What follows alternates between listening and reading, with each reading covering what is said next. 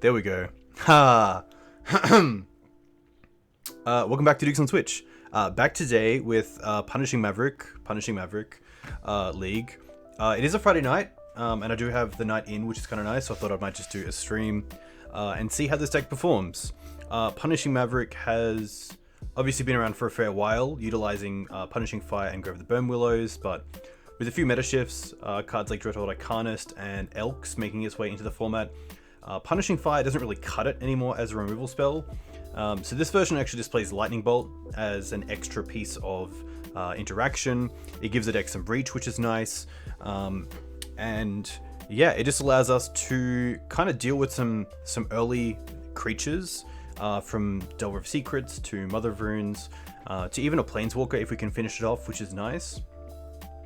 So Bolt is pretty nice. I did change up the mana dorks in this deck from 4 Hierarchs, 1 bird to 2 birds and 3 Hierarchs, just because I do want to have 6 ways to accelerate on turn 1, because we do have some pretty good 3-drops in the deck, and just because birds can tap for red, I think it's worth having in the deck. So I like the split of 2 and 3. Mother of Runes makes it back. Mum, I think, is actually pretty good. We did play against Plague Engineer last night, which was a little bit of a blowout. But I think in this deck where I do have a bit more interaction on the stack, I do want to make sure that the creatures that I get into play can be protected. So I think Mum is pretty good. One card you might not see too much of recently is Huntmaster of the Fells, which I just wanted to see it. I just wanted to see it as a Green Suns target. I do like that it makes 2 bodies, and it does give us some sort of leeway with value if games go back and forth without much happening, which is nice. Huntmaster seems pretty sweet as a Green Suns target. It gains us value straight away in life and also a 2/2. So I don't mind the old Huntmaster. Klotz is probably the biggest reason to splash red right now. This card is pretty hard for most decks to get off the ground, get off the field. Sorry. Council's Judgment might see some plays. Celestial Purge might obviously deal with it, but we'll see how that goes. But we'll see how Klotz performs. It is a really nice Green Suns Zenith target because obviously Klotz getting countered is pretty bad, but having a Green Suns for 3 means that if that gets countered, the Klotz is still in the deck, which is really nice. But yeah, I think with Punishing Fire as well, it's a little bit outdated. I feel like Thalia right now has to kind of be in the main deck for this deck to have some sort of gas against the unfair combo decks in game 1. And obviously Thalia and Punishing Fire aren't the greatest, but we'll see how that goes. Imagine dogging the boys. Skyclave Apparition is also a pretty good one. I did want to find a place for it, so I put it in here as a 2 of in the main deck. I just think that Skyclave dealing with most of the format is really nice, and can make sure that if something that Swords or Lightning Bolt can't deal with is on the field, hopefully Skyclave can clean it up. To the board, Fiery Justice is probably one of my all-time favorite sweepers. So it's Naya colors for a sorcery. It deals 5 damage divided as you choose any number of targets, and then target opponent gains 5 life. So the life isn't really relevant, which is nice. But the deal 5 to anything allows you to slow down some go wide strategies. Obviously against goblins or elves, it's quite good. It does kill Arcanist, which is huge. If you're lucky, you might be able to get an Arcanist and a Delver, or an Insect Elaboration. But yeah, Fiery Justice is really nice. It's not instant speed, but I think it's good enough for sorcery. Ramanap. One of my favorite Green Suns targets, but I think right now it's just not doing what I want it to do in the main deck. I think it's okay in game 1 when you really want it, but against some of the snow decks, it's just not really doing a whole lot. You can get back canopies each turn, or maybe get back a wasteland if you're lucky enough to have an opponent who's gone for jewels early on, but I think it's good enough to have in the 75. I just don't think that I really want it right now in the main deck. One thought was actually Knight of Autumn, because to be fair, I did have Qasali Pride Mage in here, and now I don't have a way to deal with artifacts or enchantments outside of Skyclave, so I kind of want to put Knight back in, but I'm not sure what I want to take out. That's actually an interesting one. It is like a Taka. Just sadly, you don't get the 8/8 flying trample. I think Knight of Autumn does fit here. I think it might just be like a 1/1 split of Apparition, but at the same time, I do want to see it as much as possible. This is pretty interesting. I don't mind a 3/3 split of Swords and Lightning Bolt, and then putting a Swords in the sideboard. That's pretty interesting. What are we gonna do? What are we gonna do, team? Knight of Autumn does slap. I'm not gonna play 61. Let's be honest. I think it might be Huntmaster, unfortunately. Just for the grindy matchups, I might bring it in. I think this is fine. But this should be pretty fun. Rax, I believe it's 5 times, is an MTGO user who's done pretty well with punishing Maverick recently. I believe they 4-1 their last league, and they played a Discord paper tournament that they did pretty well in as well. So obviously it's putting up some number of results. Obviously, again, Abzan Maverick is just top tier when it comes to the Maverick archetypes, but it's cool to try these out and see how they go. I think the Clots is a huge appeal, especially because it doesn't die to usual creature interaction that Maverick can get blown out by. So having Clots against something like Snow, especially in game 1, is hopefully going to steal us some games. So that's pretty nice. Let's see how this goes. Yeah, I feel like I am a fan of the fun of, and you know, Huntmaster has some merit, but it's not legendary either, so you can't even return it with Caracas, which is a little bit tough. But let's see how this list goes. I was going to switch up the basics as well, the second forest to a snow covered, but you gotta love this artwork. So we're just going to go with the 2-1 split of old schools.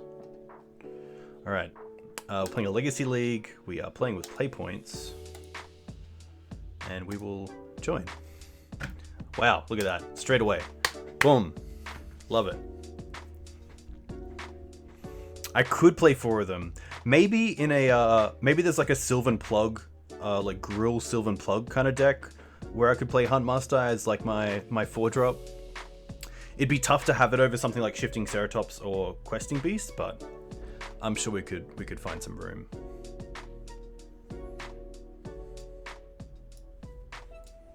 Up against Wooded Men's.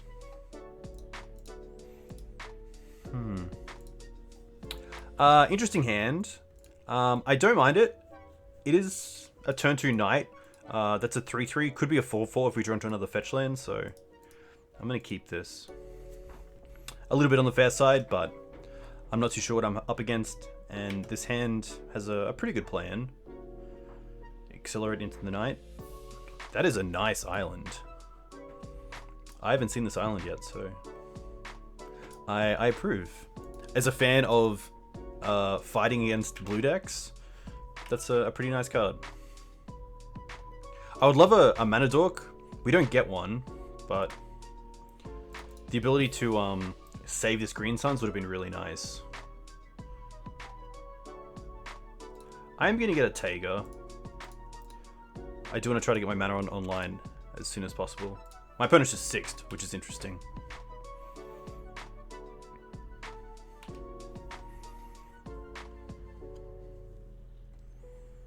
Seat. Okay. This is going to be a, blue combo, which is going to be pretty tough. This could be a Walking Ballista. Chalice for 1. Okay. That's not too bad. My best draw is now it's definitely Green Suns for Collector Oof.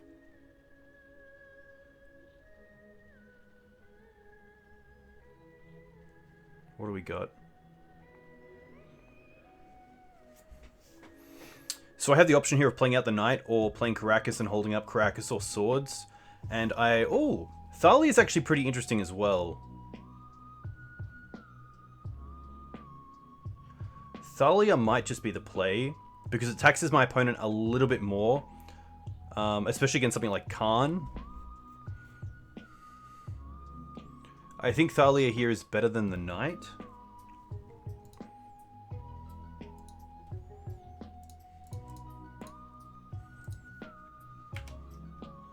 Crash in for that extra 1.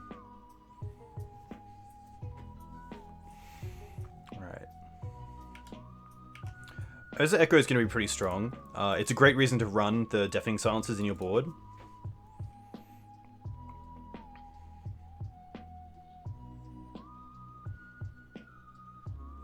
Luckily, we have the 4th land in hand as well, so we can still cast Green Suns for 2 for Collector Oof through Thalia. 5 mana. Khan, perhaps? It is Khan, okay. Going down to 3. So we can kill the Khan on board unless they get something to stop us from attacking. Walking Ballista, okay. That's interesting.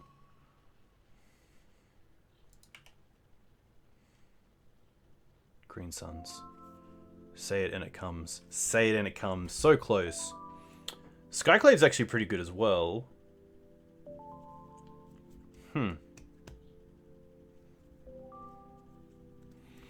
I feel like the play is just attack Khan, kill it, and then play the another Reliquary as a 3/3.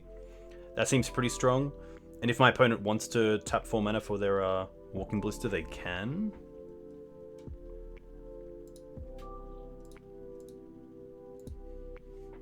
I guess we could also get the Questing Beast into play. That's pretty interesting.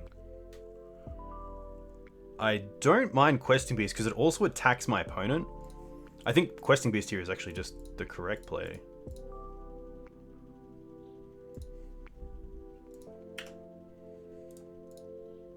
Attack them, trigger the Questing Beast, and hit the Khan. Yes, please. Now if our opponent wants to cast this Walking Ballista, they go to 9. They can't block the beast, they go to 5. This Questing Beast is kind of acting like a wasteland if it sticks around for the next few turns.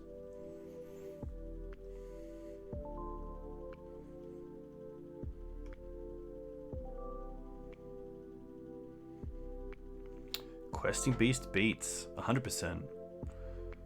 Beast just doing exactly what you want out of Maverick. A hasty creature is just so good. Can't really be blocked that great, which is nice.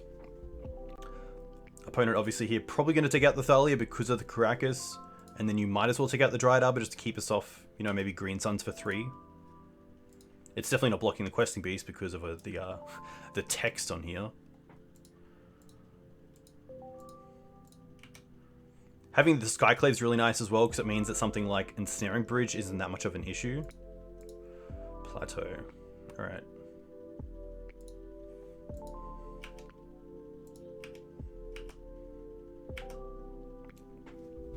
I don't think I want to deal with the LED. I think I just want to play the Knight here. But it's definitely pretty interesting.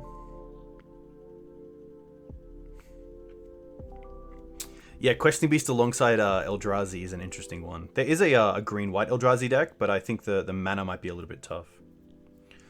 I wonder if there's like an unfair way that they could somehow claw back into this game thanks to the LED. Maybe it's through an Echo, so I think it might just be correct to take them off that as a resource.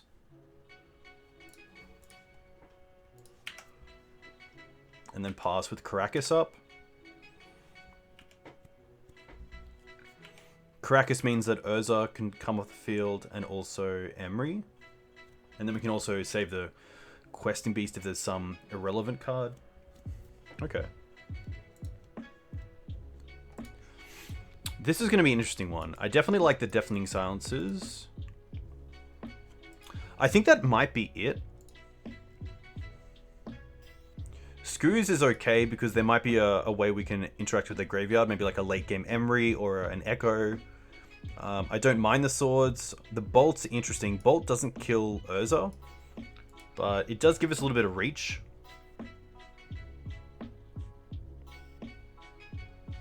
I think the libraries can probably come out, especially seeing they're probably playing main deck Narset. Yeah, actually, I don't even...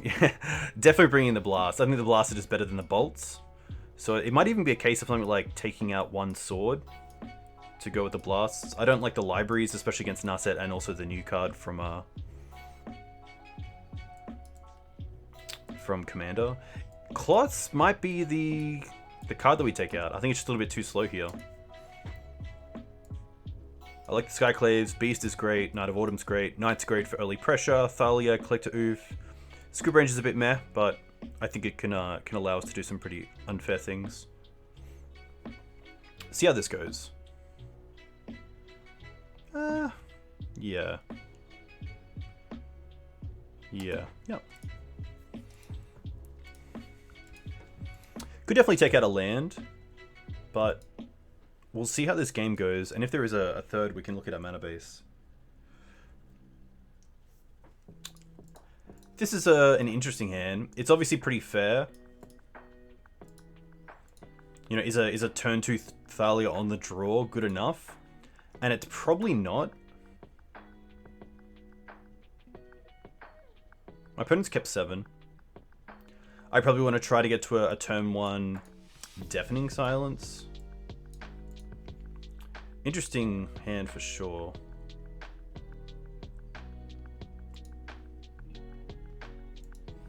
It's not that great against the Chalice for 1 on turn 1 either.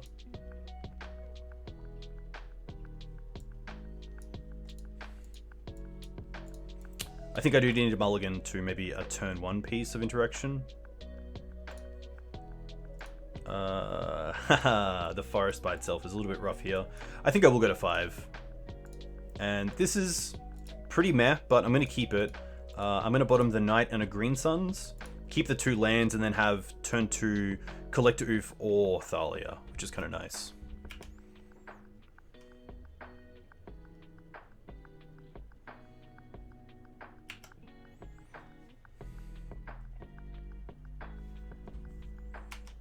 Interesting.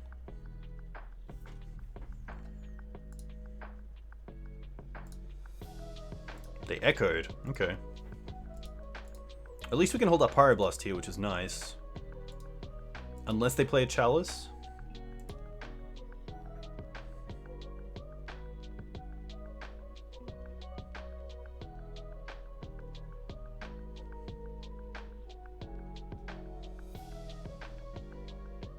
This feels like a Chalice. It's gonna be really strong. It turns off Pyroblast and also Green Suns for 1.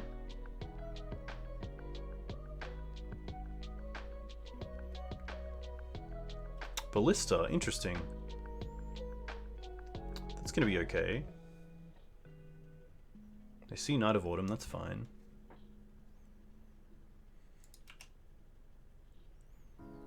It's most likely just hold up Pyroblast and pass.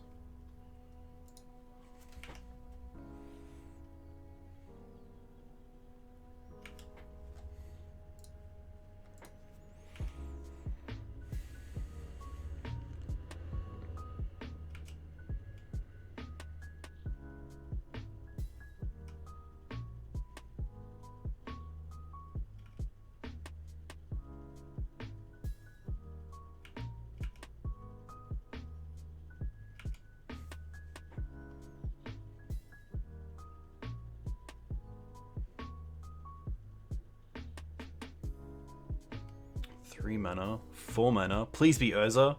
Can't. Rough. That's pretty good.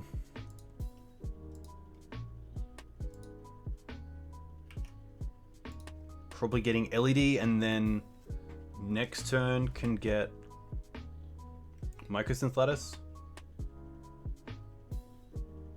Liquid Metal Coating. Okay, that's pretty good as well. Oh wow, they have the LED. This is going to be tough. Hex Drinker.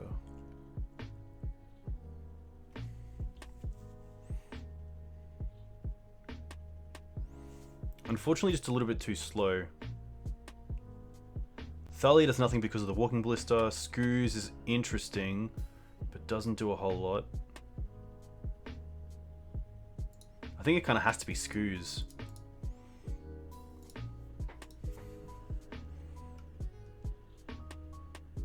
At least it can stay on the field for now, unless they don't go for Lattice next turn.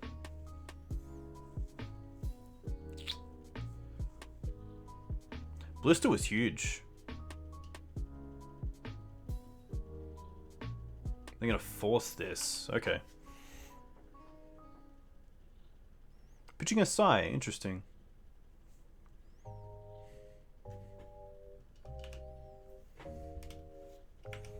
Yeah, we're very dead, but I might as well see what if they play out anything that I haven't seen, or at least don't know about.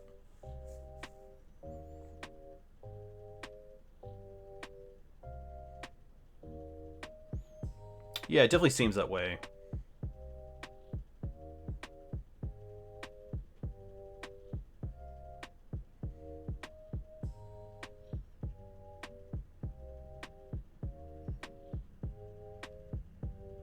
Abolish?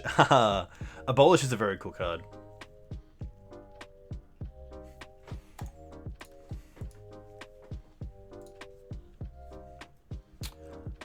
Do I want to change anything? I don't think I do.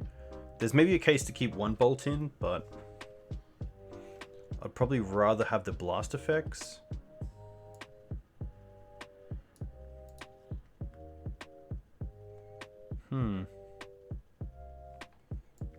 Is there really anything that I want to change? I guess Mum isn't that great. Maybe I would rather some sort of bolt effect.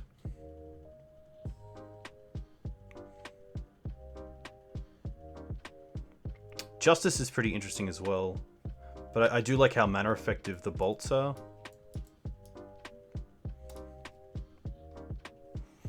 It's just Chalice that's the biggest concern. This is a great hand, just the mana isn't there. This is pretty good. I'll keep this. Very low to the ground, which is nice. I'll go for a just a Savannah first.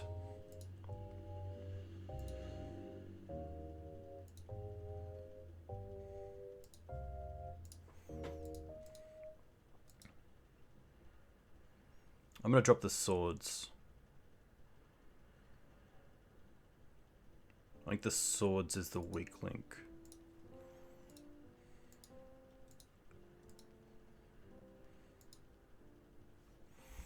And then it's probably turn 1 Deafening Silence just to not die on turn 1.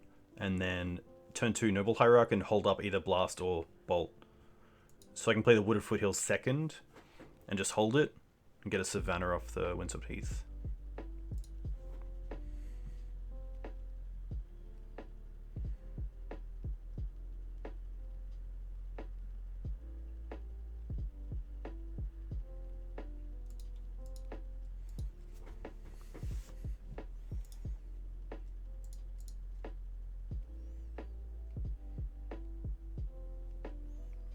Fetch for a Savannah.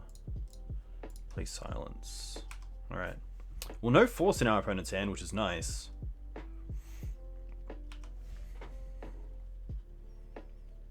What I really need to draw into is a threat to start really applying pressure, because the cards in hand are pretty reactive.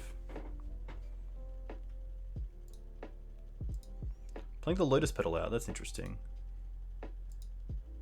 Guess they could have a creature, they don't. Swords.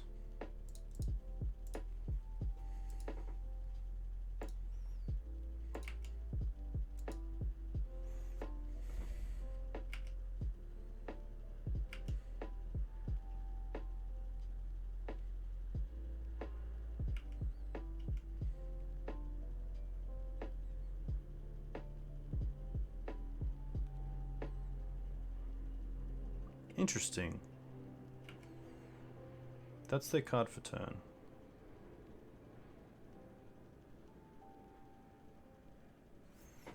I think we keep the red Elemental Blast here and just use one of these. Probably the swords. I'll probably rather use the red Elemental Blast for. I think there's a bit more to do. I bolt. I kind of like the bolt because it can hit things like Karn, which might be an issue if I don't draw into a threat. The swords I only really care about for Urza, but thankfully the red Elemental Blast can hit that.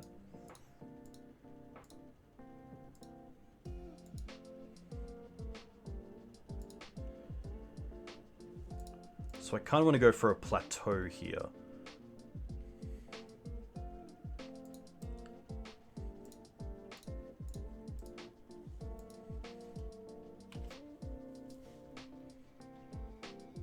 Thalia? Skyclave. That's actually pretty nice. Gives me a threat and also allows me to put something on the field.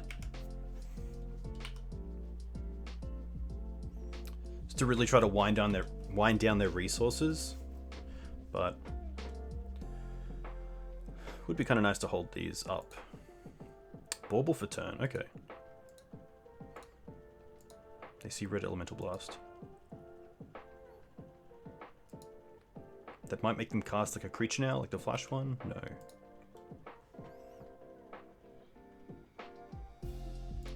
Another silence, alright. Pretty happy to attack for 3 first.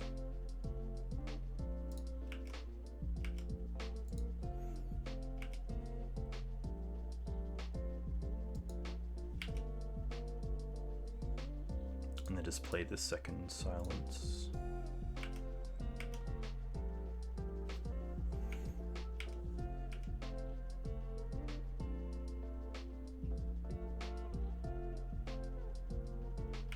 Bauble for turn, that's fine. Blast again, okay. So they know that we either have 2 blasts, or they kind of just figure that we only have that. That we don't have too much going on. Green Suns is really nice. And I think it's worth attacking first and then just Green Suns for Collector Oof.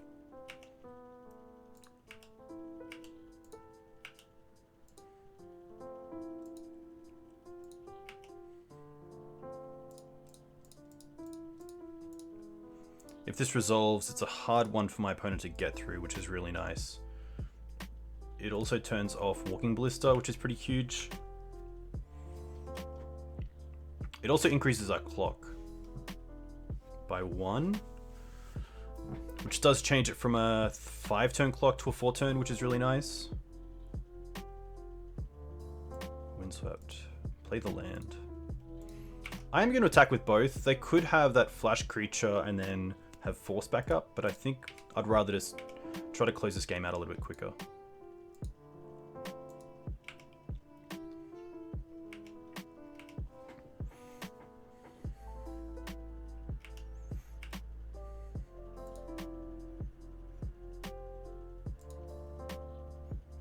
Thankfully, this doesn't mean much because of Collector Oof.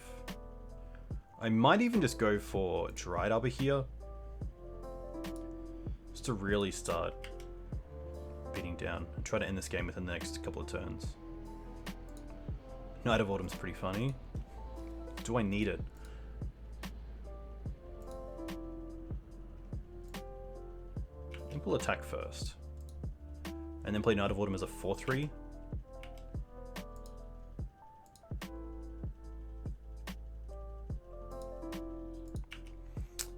Yeah, Knight just allows me to have an extra attacker.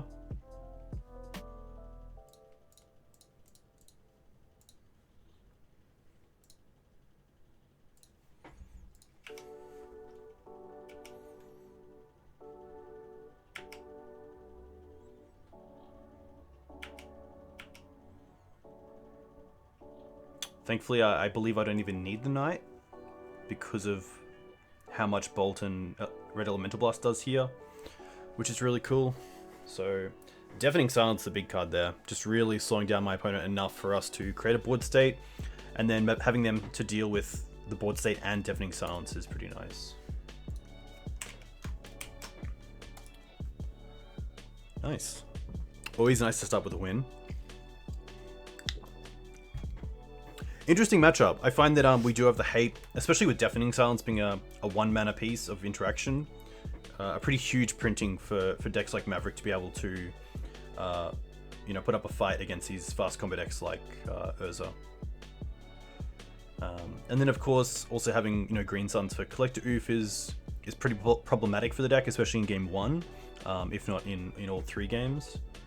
And then having the blast effects is a nice addition, which you don't often get to see in Maverick, but does feel pretty nice when you're trading a 1-mana spell for, an Echo or an Urza or even an Narset.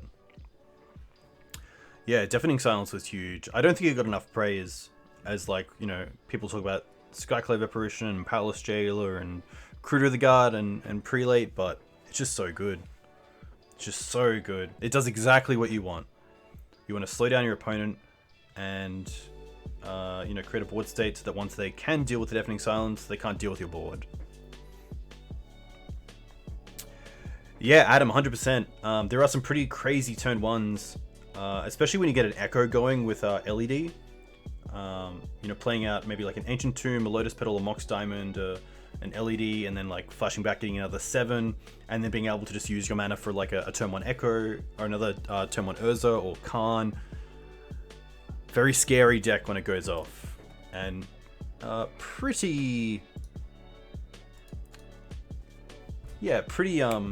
pretty consistent. This ends a little bit rough with the Noble Hierarch, but I do like how it plays out with just turn 1 Noble Hierarch, turn 2 Library, and some interaction in Swords to Plowshares. So it's just going to be a Savannah into Noble Hierarch. I could go for a Taiga, which is interesting, but I think Savannah's fine. It means that if the Noble Hierarch dies, I still have mana for the Swords to Plowshares. Yeah, it's very cool to see decks like Maverick still in the format. Obviously a pretty fair deck, considering things happening in Legacy right now, but the creatures do band together pretty well. And there's the swords, okay. So I feel like this is going to be a matchup where Sylvan Library is going to be huge, and it's going to resolve, which is even better. I guess the Spirit of the Labyrinth would be pretty bad here, but we do have the swords for it in upkeep. Astrolabe, okay. So this is a matchup where I'm probably looking to go for... Are they going to Wasteland me? They are. That's... Okay. Another Wasteland. I'm probably pretty keen just to pay 8 here. Unless there's a fetch land, I might just pay 4. Knight and Bolt. That's pretty funny. I am just going to pay because we do have to dig. And I'll play out the Dried Arbor and pass.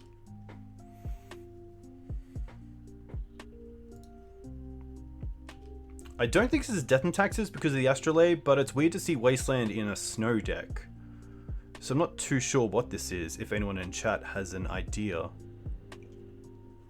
Nothing from... Okay. 12-12 not ruled out. Interesting, okay.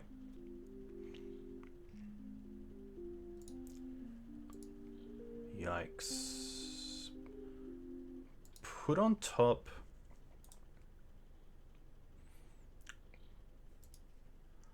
What do I want to do here? Maybe I actually want to go after the Astrolabe.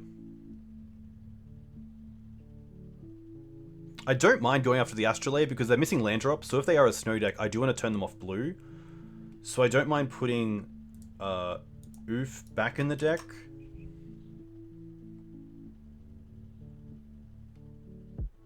And then green sunning for it. But I also don't mind just going for keeping the green suns for something like Clots.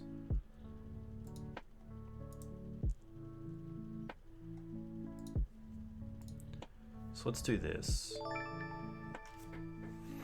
Hey Boyd, 20 months. 20 months is a heck of a time. A huge thank you. That means the world. I hope you're well. Thanks for dinner the other night. That was really nice. Went out for a very nice Thai meal, which is great. A succulent Chinese meal. Sleep Talk is a Tekken streamer, so if you're into Tekken, definitely check him out. An up-and-coming Australian pro, I'm gonna say. Yeah, we just passed here. There is a consideration, chat. What do you think about putting back the Collector Oof there to Green Suns 4?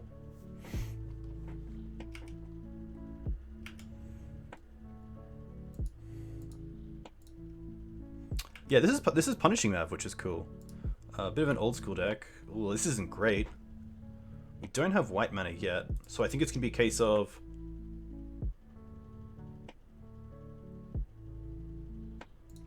put on top, put on top. I think we want to just Green Suns for a bird.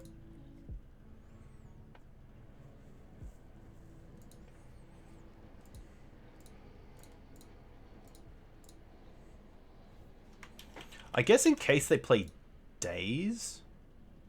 I guess we don't really care if they Daze us, right? Let's be honest. If they want to put that Mystic Sanctuary back in the hand, that's more than fine.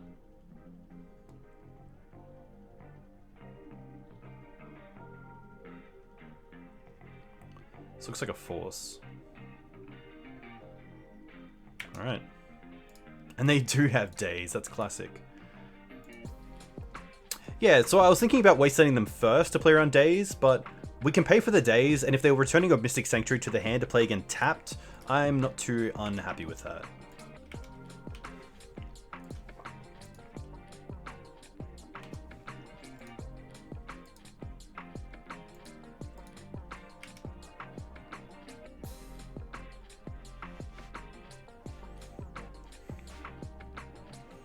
Yeah, this is very close to just paying another 4 here if we don't find a land, just to dig. I really need to start digging here for something.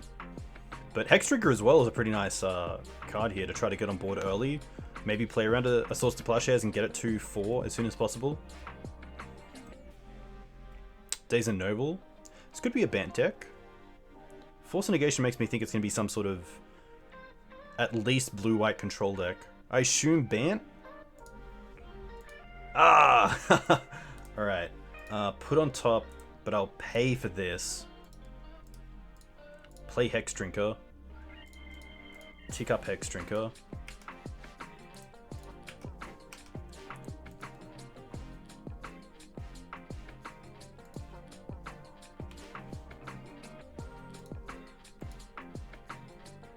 Still nothing. Can we find a land? Cradle would be really nice, just for the Hex Drinker.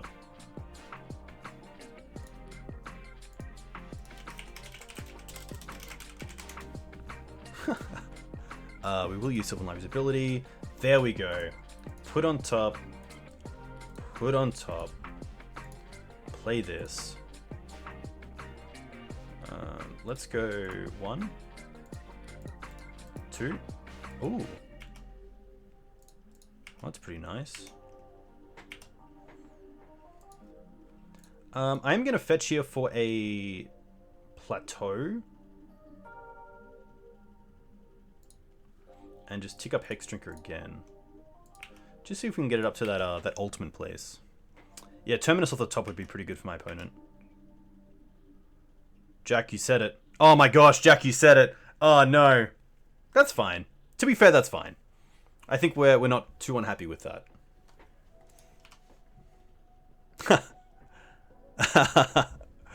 That's all good. At least they didn't draw a land for turn. Ooh, Clots is huge. Ay, ay, ay.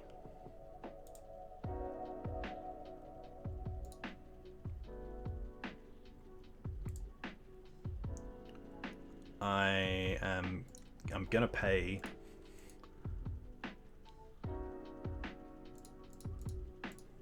Thalia. Nice. Okay, that's pretty huge. Hopefully my opponent is not playing Lightning Bolt.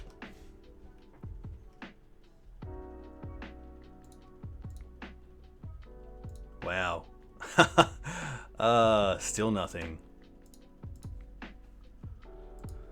Oh, they have a land. Oh, Dreadhorde, that's pretty good. But we do have the swords, which is nice. Oh my gosh. I think I want to use the swords and keep the bolt. The bolt as reach is just a little bit better.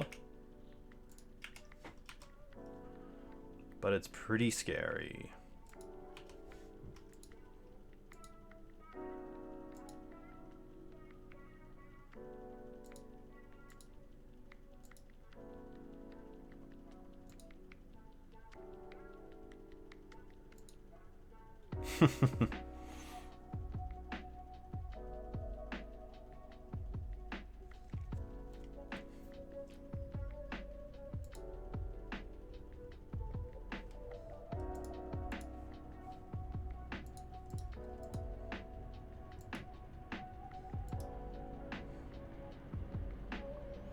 Opponent has 7 cards.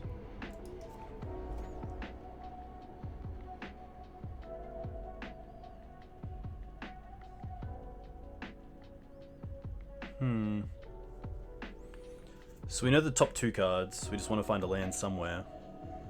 Sprite Dragon? Wow. That's pretty good.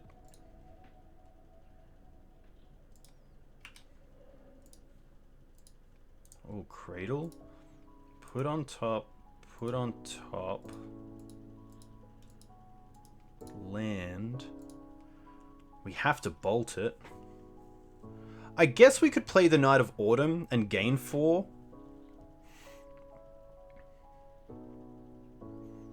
Maybe that's better. I'm gonna say that's better. Go to 5. We attack for 2, put them to 6. We can then put them down to lethal if we keep the bolt. They can't force, which is nice. Gain life.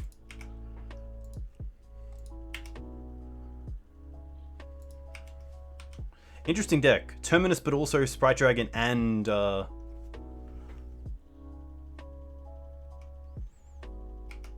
Dreadhorde.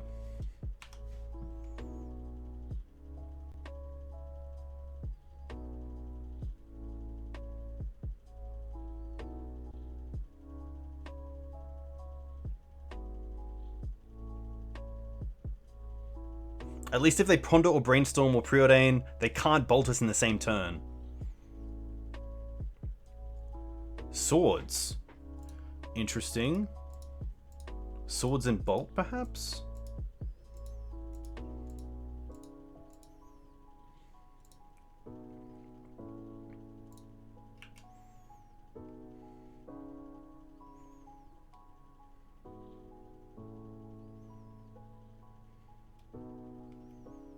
At least we know about Thalia on top.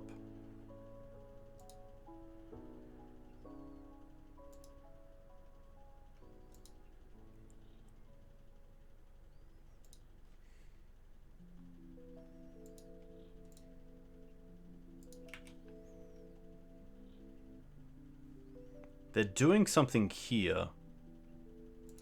They're going to stifle that and trigger that. I think here I want to try to bolt this. They're down to 4 cards.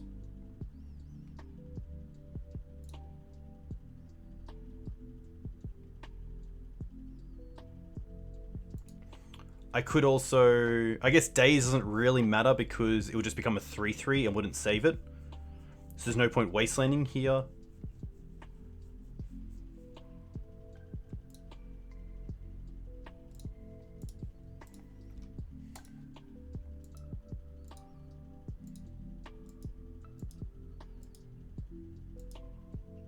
Force.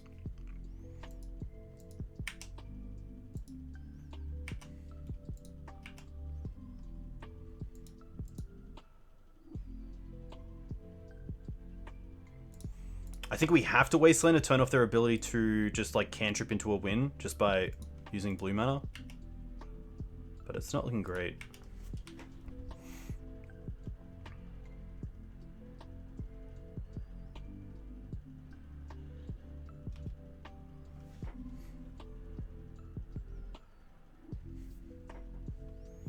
I guess they have the Astrolabe anyway, so maybe the Wasteland there is actually worse for me.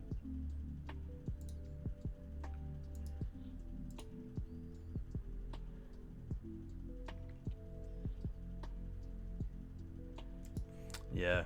Wasteland the plateau, and that's just going to be game.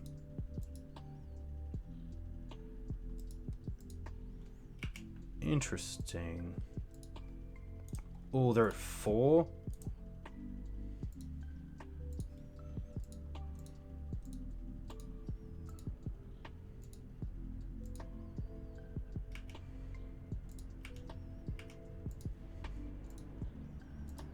They block. Ah! So close.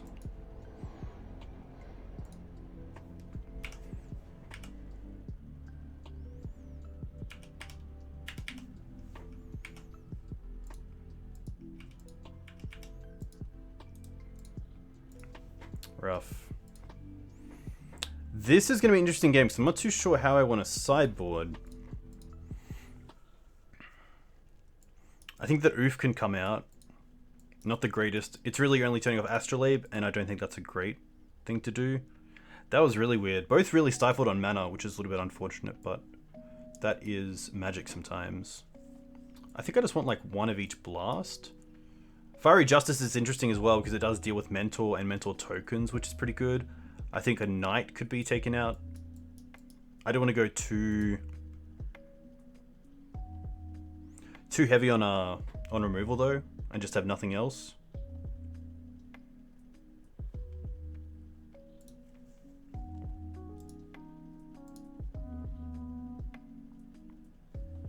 The Fire Justices. Yeah, just a really nice way to clean up some of the go wide strategies, which I really like. It might just be something like Knight of Autumn, but I don't mind their ability, like if they're on that one Astrolabe and have like a mountain and a plains out, I don't mind having this as an option in the deck.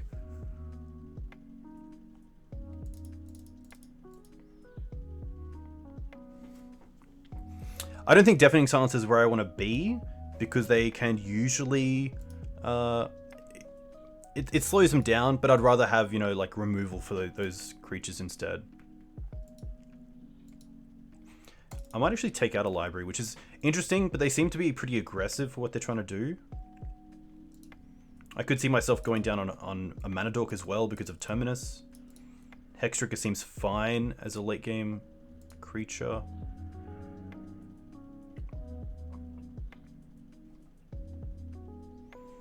They're also playing Wasteland themselves, so Ramanap doesn't seem too bad, just to try to get back if they are pretty aggressive with that. And just because of the Terminus as well, I'm going to get a Mum. I'm going to bring in Huntmaster. We're going to see how Huntmaster goes. Let's see how this goes. I like the bolts a lot. I think having the reach is really nice. We'll definitely keep this. A little bit of an issue not having the red here, but I think this is okay. Let's go for Savannah into Noble.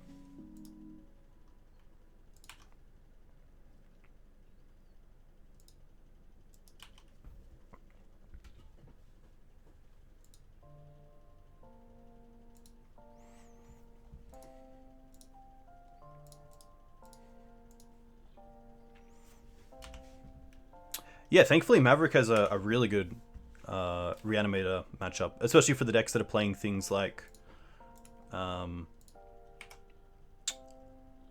ley lines in the board. That can be really nice.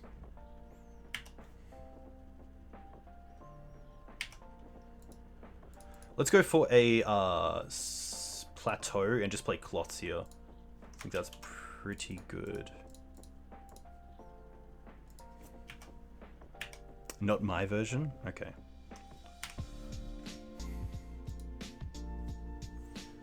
Clots is going to be really nice. Our hand lines up really well to any sort of turn 2 drop in Sprite Dragon or Arcanist, which is great as well.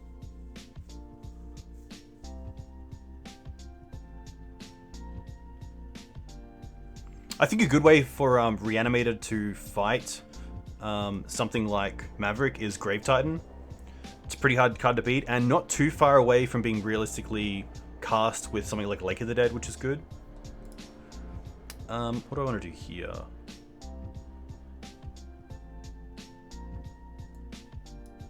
I think I just want to eat the Ponder.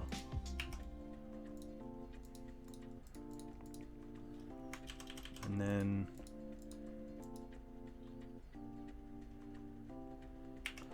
probably just attack for 3 and pass with Scrib Ranger up.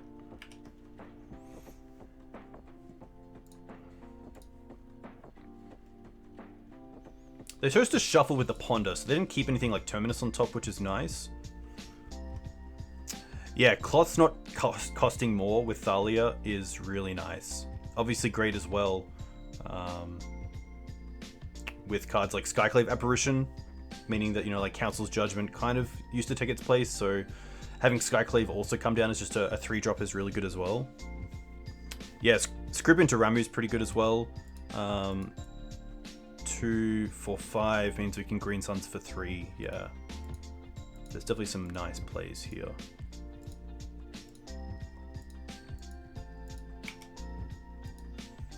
So next turn, on their turn I can cast a Scrib Ranger and also cast a Swords or a Bolt, which is really nice because I can untap the Noble Hierarch.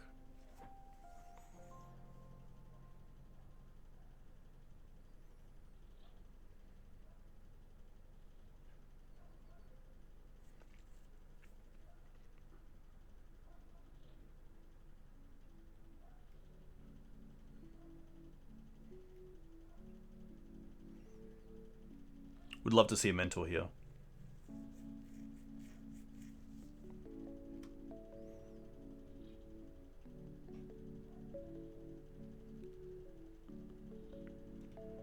Concede opponent. I think a little bit too early, but obviously in a pretty nice position. Alright, let's go with Script Ranger.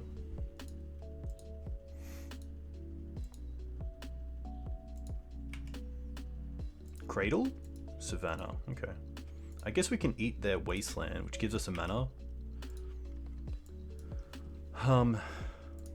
1, 2, 3, 4, 5, 6. So we could Green Suns for Questing Beast.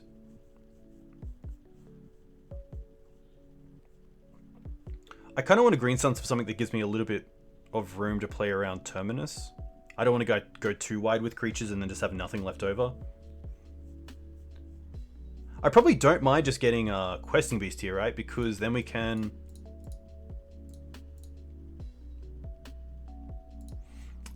finish them off with Clots.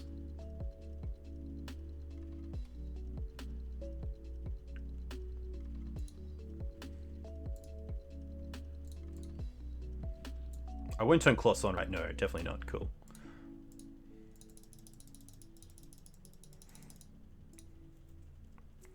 Definitely make sure I don't turn this on, because losing this to Terminus as well would be pretty rough. This feels like a force.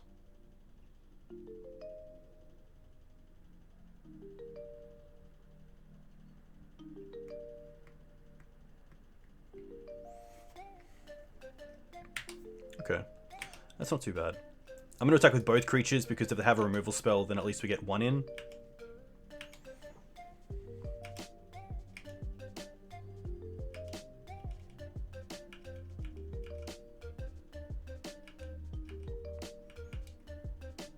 Clots here are just a 4-turn clock, which is pretty great against an opponent with nothing on board. Force Negation, a pretty nice thing to eat here as well, just to slow down my opponent. This can be like a Stifle? Accumulated Knowledge. Okay, that's fine. Interesting that they did this first, because now we can eat the Accumulated Knowledge.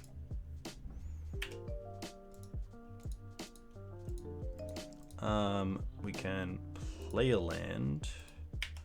We can swing for 3.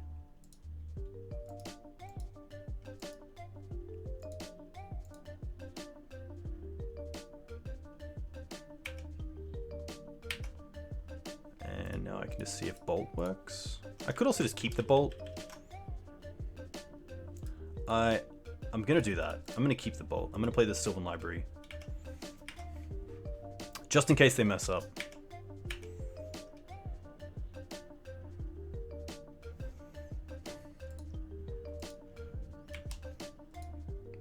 Terminus is going to be fine.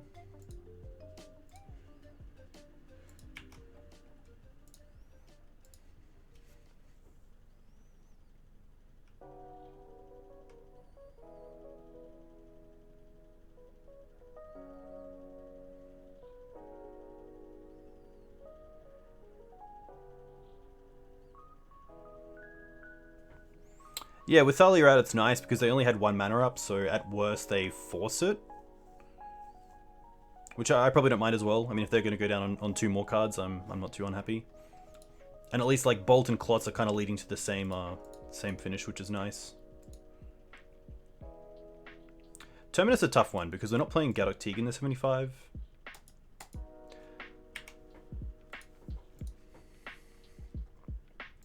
If opponent taps out here, I'm just going to Bolt in response.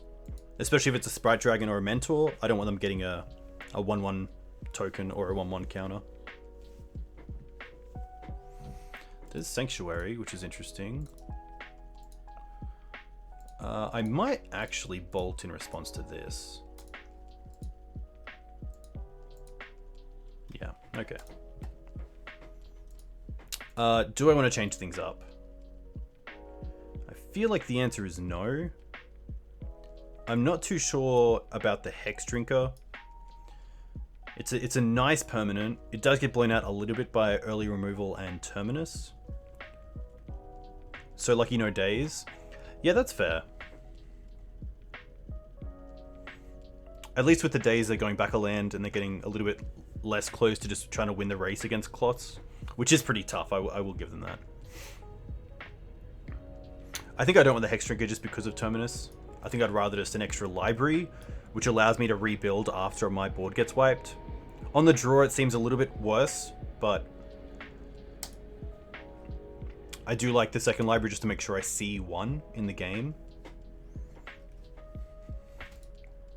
It depends as well, because like that game, they obviously had no pressure, and that's where library is great. But if they start off with like a, you know, Sprite Dragon into a Mentor, then it's going to be pretty rough. This is a pretty good hand. I'll keep this. Never cut the snake. Yeah, snake's always an interesting one. Ponder. Okay.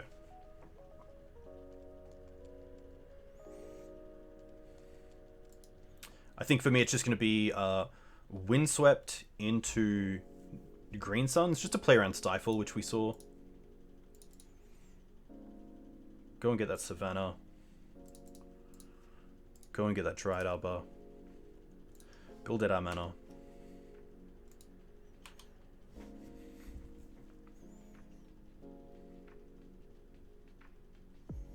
Swords in Wasteland, okay.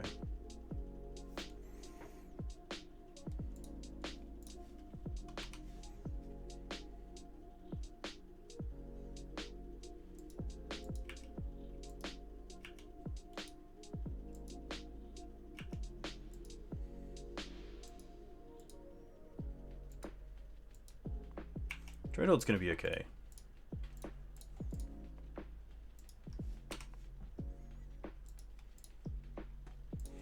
Canopy here, I'm pretty happy just to keep building up my mana.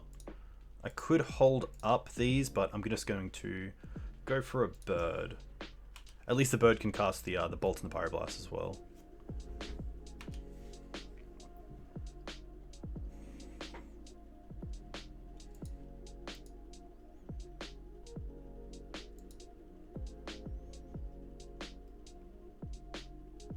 Is it Staticaster? That's pretty good. Thalia is pretty good as well. Go for Bolt. And then pass.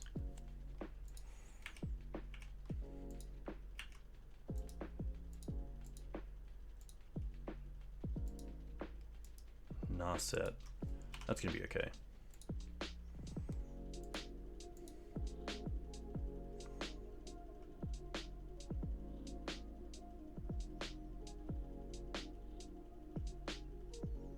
Teferi's pretty good.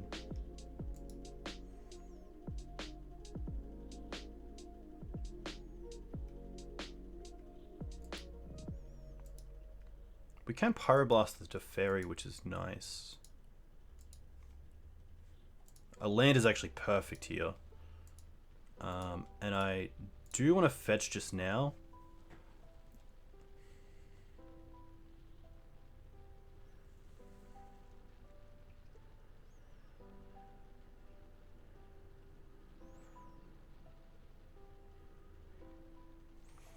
But what do I want? That's the big one. I don't mind Plateau because it means we can hold up Pyroblast and Swords.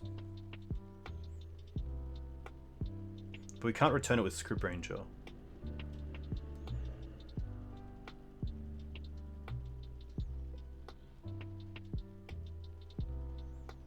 I'm gonna get a Savannah and pass.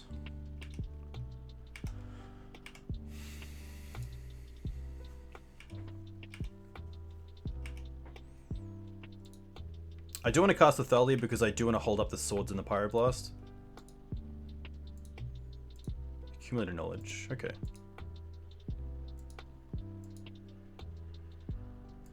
Plateau has a dude on a horse, the best choice. I can get behind that. Here's Teferi. Go for a blast.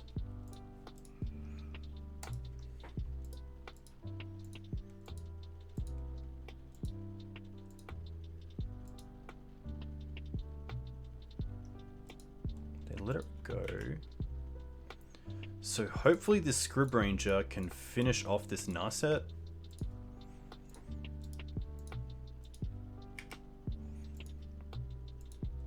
Okay. Let's go to combat first. Attack Narset. Nice. Land. Play out Thalia. Nice. I am going to fetch now as well. I'm going to get a Taiga. And I'm going to hold up the swords instead of drawing here. I probably really want to find Green Suns for cloths here. It's probably the best draw that I have.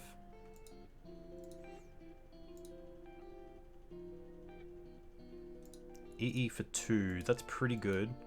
They also cast it correctly. So you can cast it for 1 and then pay Thalia's tax with an extra color.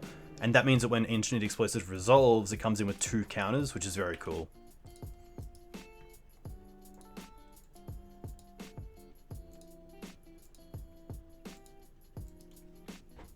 Oh, they did too. Oh no, they cast it. They didn't do it.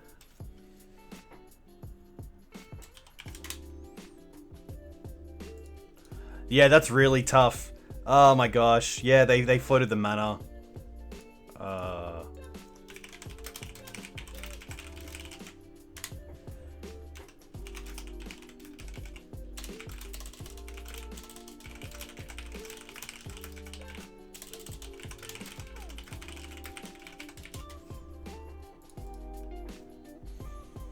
Poor opponent.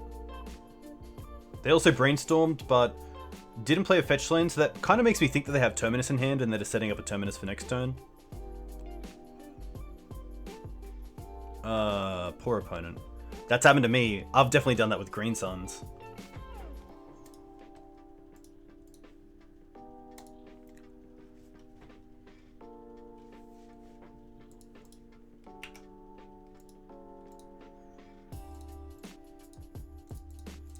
Alright, let's draw here. If they have Stifle, at least it means they're tapped out on my turn, which is nice. That's fine. There's the Green Suns. 1, 2, 3, 4. Not enough just yet. Let's just attack and hold up the Green Suns.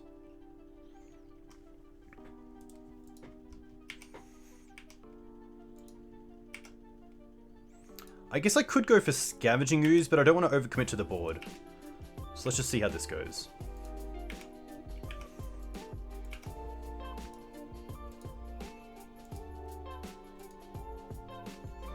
Jace. Jace is pretty strong.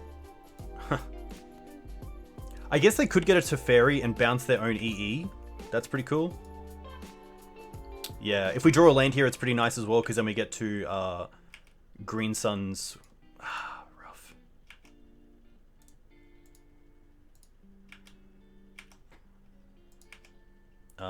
Out of, like, protection.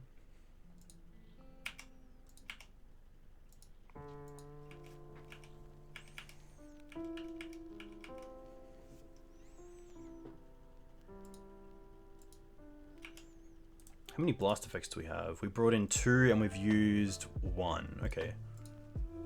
It's not too bad.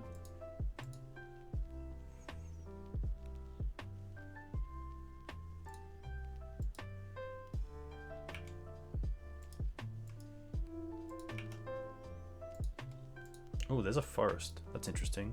2, 4, 6. Okay, so they have open force of will, which is kind of rough.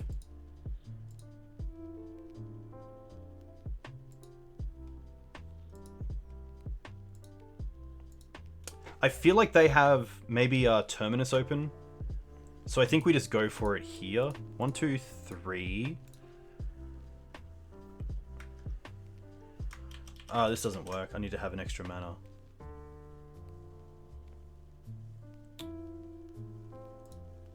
That's fine. I guess we can see what they have. Attack Chase with both.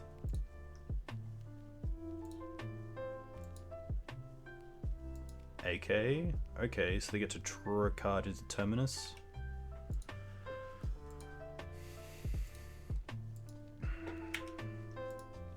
I hope they pay with Wasteland. If they Wasteland me here in combat, that'd be really good for my opponent. They don't. Okay. They should Wasteland me in combat. That's definitely the best thing to do. So I can't use the mana. Yeah. Smart opponent, smart. Oh, they even got me off that. Interesting. So now I have no white. Maybe the play was to... I guess yeah, because I can return it in response. I should have looked at my mana, because Scribranger says you return the land as part of the cost, so... I guess we can just Green Suns for Ooze. There's also consideration to get green mana. Or white mana, sorry. I don't want to get a bird because then they can just... Yeah, I'm just going to go for Ooze. At least it pressures the board. Oh, I could get Scribranger again. No. We'll go for Ooze.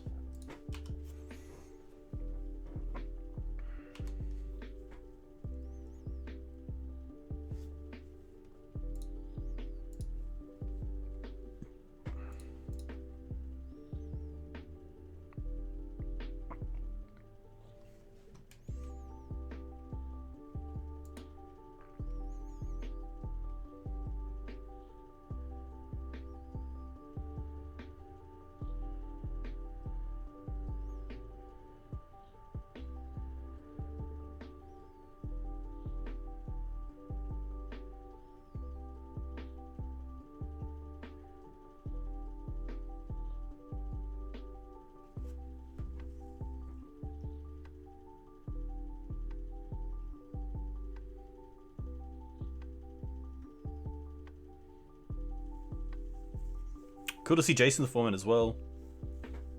Jace has obviously lost a lot of its strength since the printing of Oko. A lot of lower cast creatures around.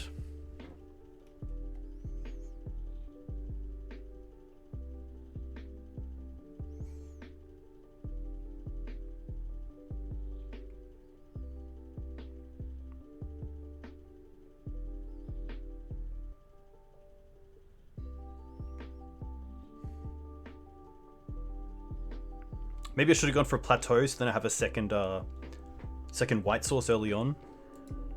That's probably one of the... I think I got too tunnel visioned into the Scribranger and should have just made sure my mana was going to be really good.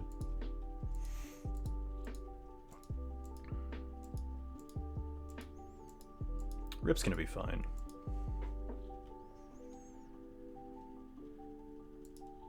Ooh, okay. That's pretty huge. I'm going to attack into the Jace first, because I don't want my opponent to have like a daze or something for the swords, which means the monks can actually trade for the ooze.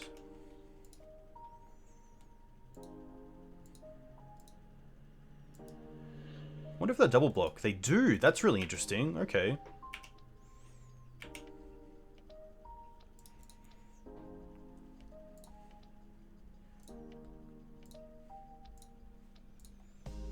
Get that off the board.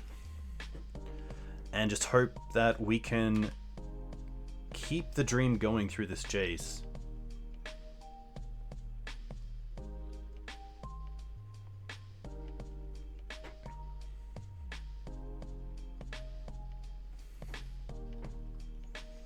Fetch straight away. Interesting. 2, 4, 6, 7. Ponder.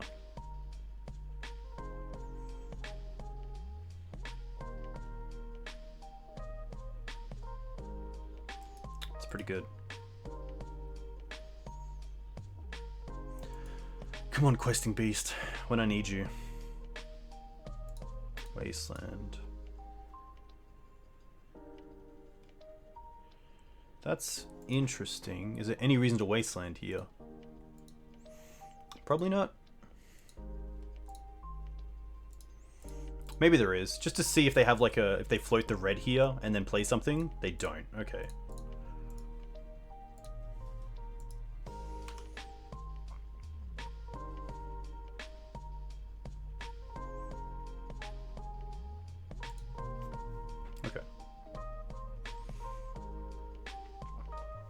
I'm going to say that that Sylvan Library is probably our best play over the next 2 turns to try to draw into both Swords and Red Elemental Blast or Pyroblast.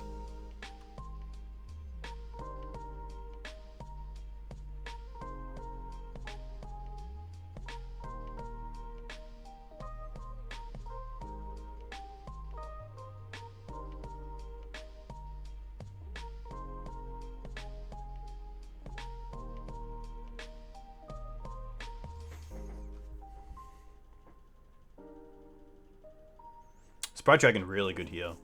Pretty much a 3-turn clock.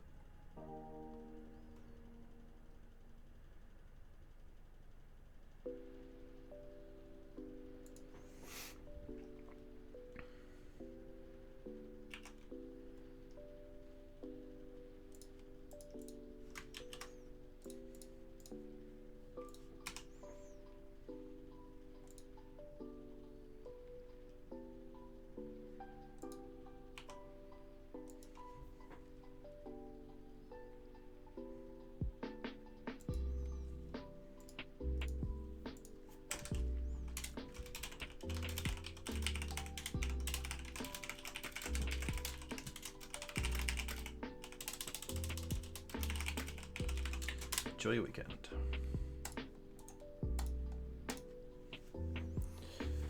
Tough. Jay's pretty tough. Maybe I should have thought more about the blast effects in the board against this deck.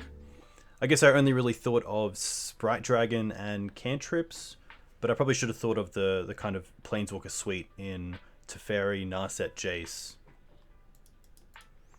Definitely something to improve on. And just something to, you know, while you're playing the deck, to get the knack of it a little bit more. Knowing when to fetch for a plateau over a Taiga. Don't be caught up in just getting forests because you have Scribranger out and you can save them from Wasteland. I think my opponent definitely has, you know, enough experience to know that Scribranger can return forests and you shouldn't Wasteland a forest when Scribranger is in play.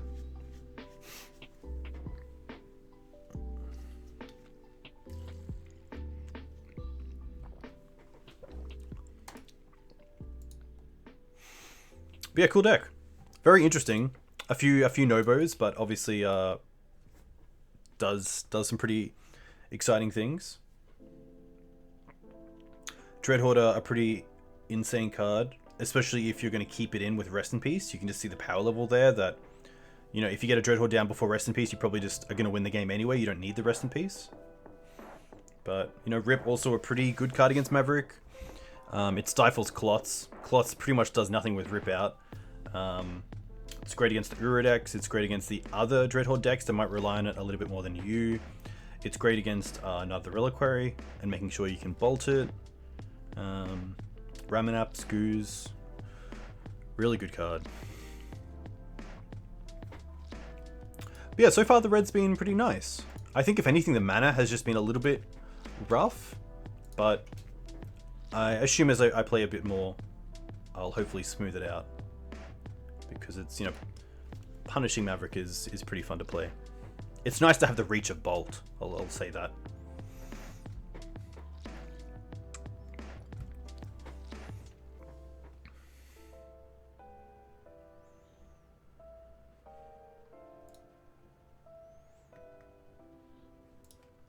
But yeah, I guess Clots wouldn't have been all that great there anyway. This is an interesting hand. I'm going to keep it because of the turn 2 Clots, but it could just be like a combo deck. But we'll see. We will see. Let's go Birds of Paradise.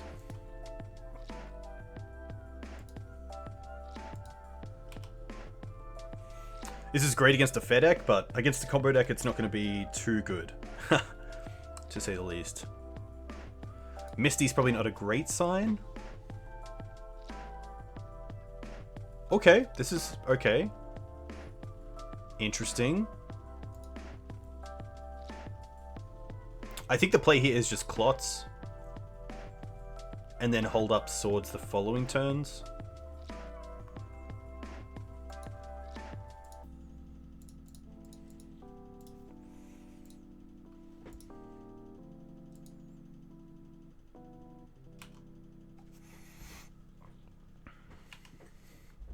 Yeah, Savine's Reclamation is a very cool card. And something I thought of in this deck because it gets back Clots, which is kind of cool.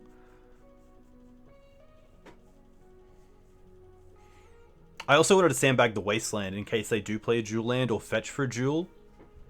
Ooh, this is going to be interesting. Screws is fine. They're going to hold up that instead of attacking, which is interesting. They're going to eat it. That's okay. Another swords. Okay.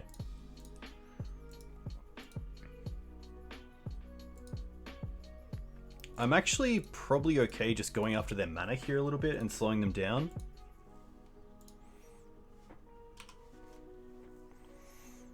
Yeah, Savine's Reclamation is very cool. I think in Bant, it's really strong, especially when you have Planeswalkers like Teferi, or Oko to get back. I think this might be like a BUG Zenith style deck.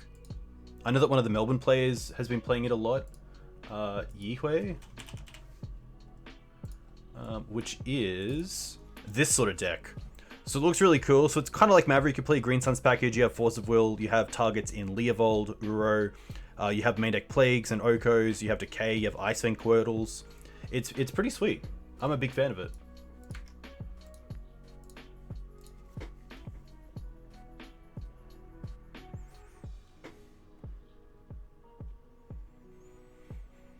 I'm going to assume just a basic Swamp here. Yeah. Another Astrolabe, okay. Ooh, that's pretty good.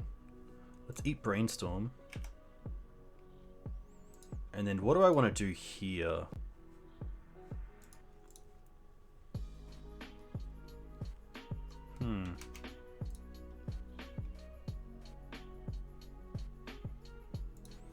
I feel like it's just go for Beast and get some damage going.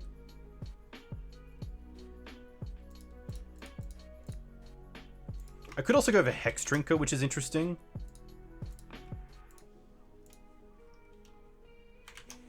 Hex Trinker and then tick it up. And then if they have Oko, they have Oko. Questing Beast is nice, but I think I like Hex here because over 2 turns, it's just so good. Tick up. Tick up. Tick up.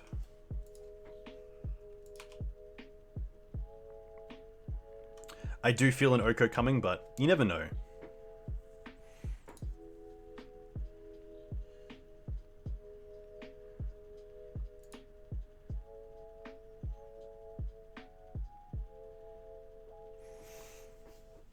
Hex has been pretty strong as well. I've been a really big fan of it. It's great to have an early Green Suns target that applies pressure.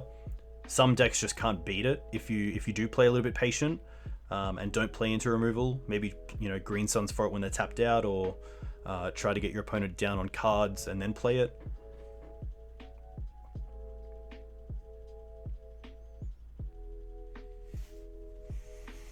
Brainstorm's okay. This makes me feel like they're trying to dig for an answer for this.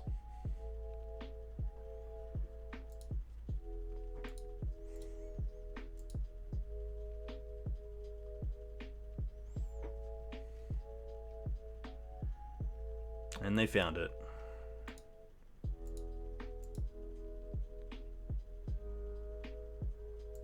Oh, Bolt's pretty good, but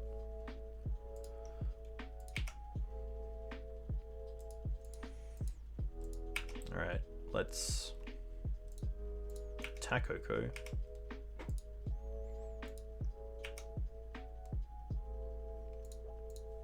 Wasteland the Trop. Bolt the Oko. I guess I could have played Enforced Negation, but at the same time they could cast in their upkeep, so I think that's okay.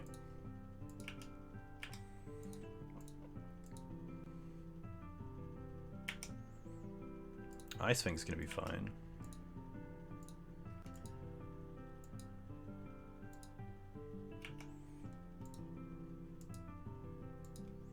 Don't really want a Swords and Icefang.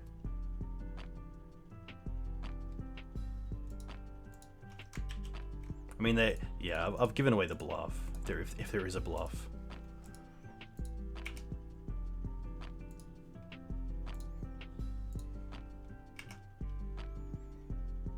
Now this is interesting. I don't mind just Ramanap. Ooh, which is in the board, isn't it? Oof. Haha, big yikes. Okay. I can't really play around Hex Drinker, so I might as well attack.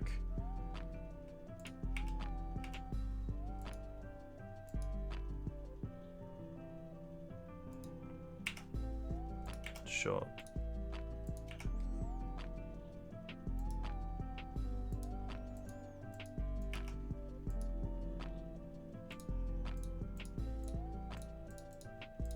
I'm just gonna get a 9. It's gonna be a big creature, which is nice. And it does lead to a wasteland if they don't have anything.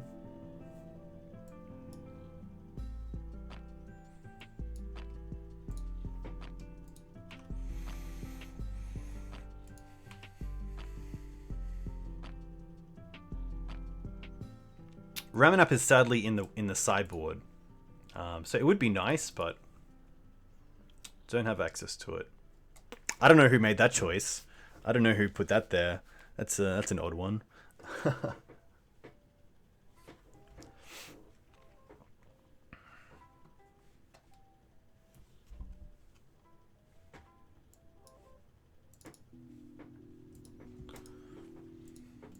It's a K. K's pretty good. No follow-up, please? They do have a follow-up.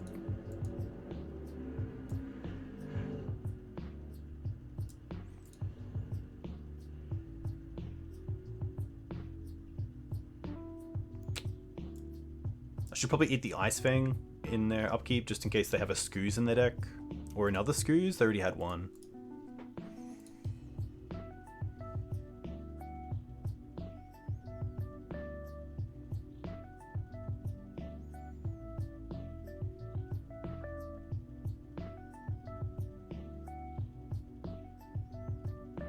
Leovold would be interesting. Green Suns for 2.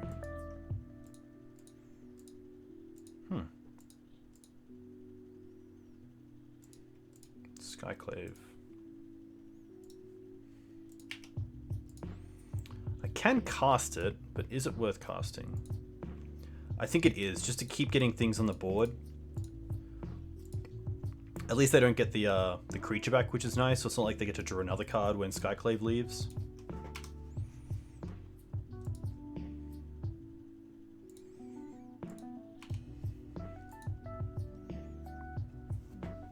Jilray's Centaur. 4 mana. Green Suns for 3. Okay. Probably Leovold here. Tireless Tracker. That's pretty good. That's going to be a bitch.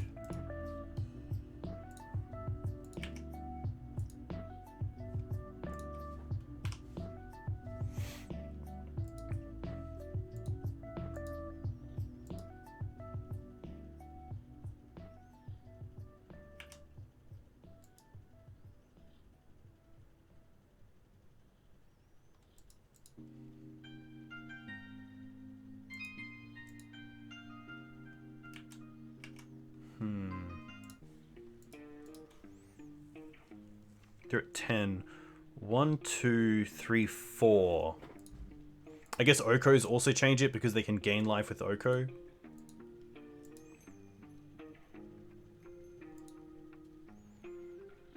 Questing Beast is probably my best draw because it means we can attack straight away and try to put them down to as low as the life total as I can.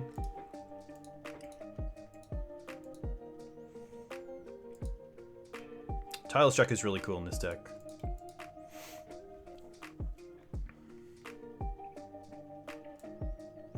Tireless Tracker is interesting because it's whenever you sacrifice a clue, put a +1/+1 counter on it. So if your opponent attacks you with Emrakul and you sacrifice 6 clues, Tireless Tracker still gets the +1/+1 counters, which is really cool. Another Green Suns. Please don't be another Ooze. Ice Fang, okay. but you just get attacked by an Emrakul. Sometimes you can just keep the Tireless Tracker around, sacrifice everything else, and swing for, you know, at least 9, which should get you there.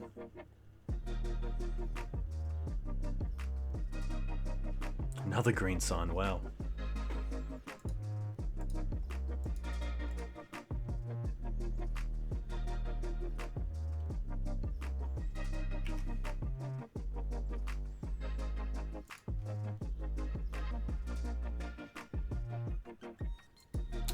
Library's pretty good.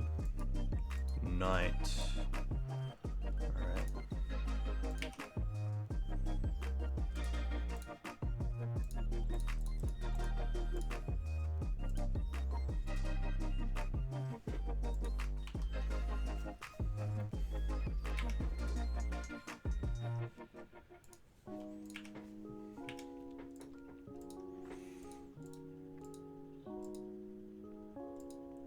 Library's really good because it just allows them to extend their hand, even if not drawing extra cards, just to dig for an Oko to start gaining some life off food. Cloths has been relevant, but it is making it... It is getting very close. I really needed to... You know, my hand was pretty reactive with the 3 swords. I didn't really have an early piece of pressure, other than the cloths, which is pretty slow. How do they deal with the god? They get an Oko down and they start eating food, which nets them 1 mana return, or one life. Or they somehow deal with our graveyard. I guess they probably play Uro as well, which is pretty good.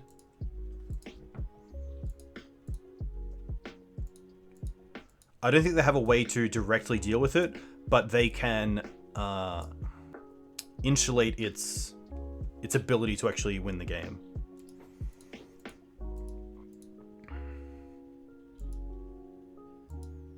Another green suns.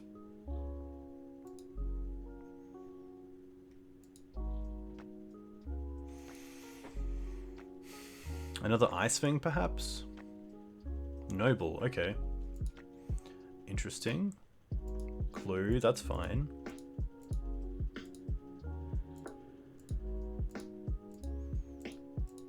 Wasteland, that's okay.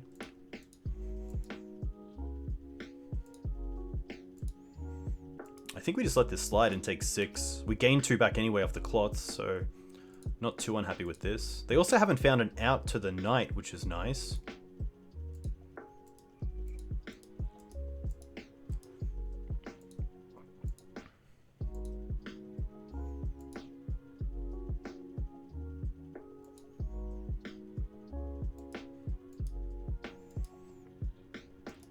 Oh, library's actually really nice.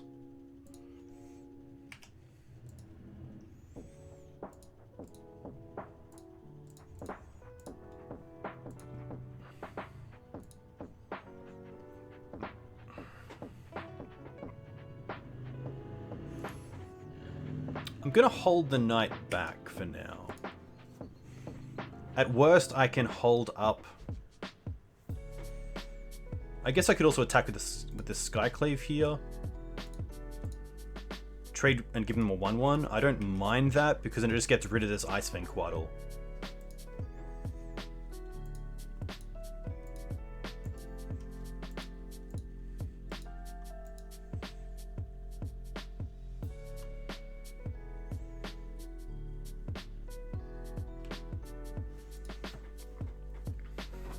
Ever get that feeling like Scarab God is coming down soon? We'll see. We will see. That would be pretty interesting.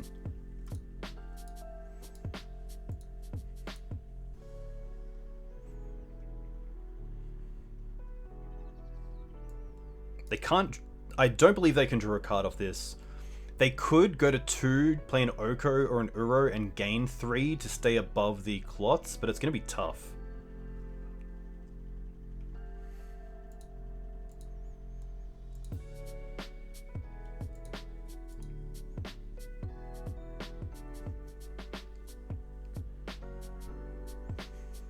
This is a really interesting game because I feel like my opponent is 100% winning this, but they just don't have the way to beat the cloths. The cloths is just keeping us in the game. It's pretty crazy how that's happened.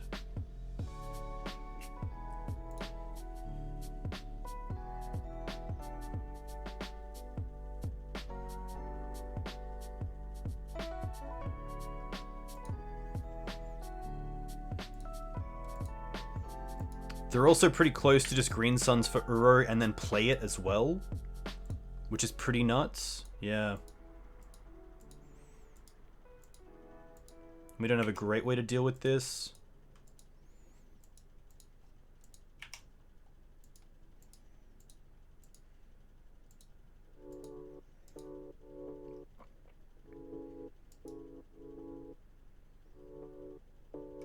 This is a reason why I guess I should have wastelanded them, because it keeps them off cast and replay. But that means that I had to think about Green Suns for Uro and then recast it. It is a few Green Suns, I will give them that.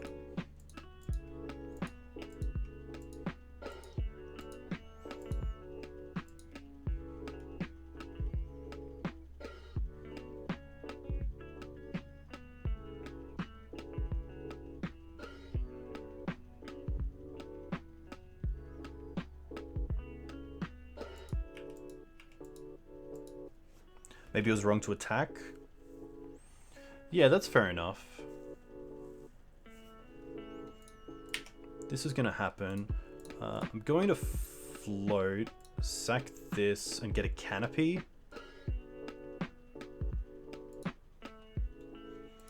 And then draw a card with a canopy. Because if I draw into like a path or a sword, I'll be pretty happy. Krakus is in the bin, unfortunately.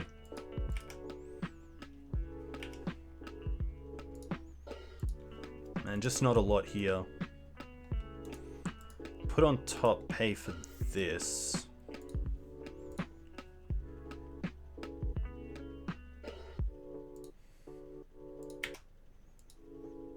And then we get to go Scrib Ranger.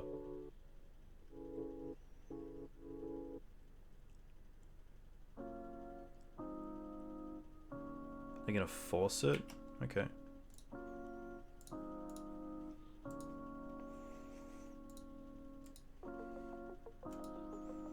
There's a world where I attack to make them block 6/6. But then it's pretty close to just I'm dying.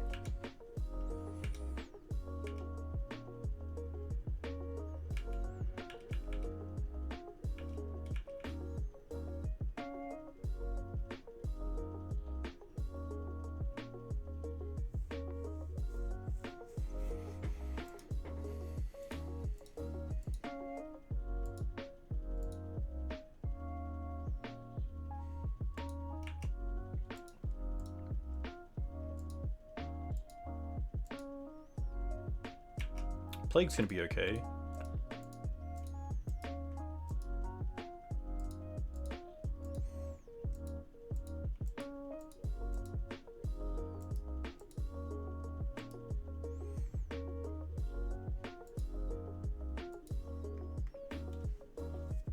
See how they want to attack. Oh, they have a trophy.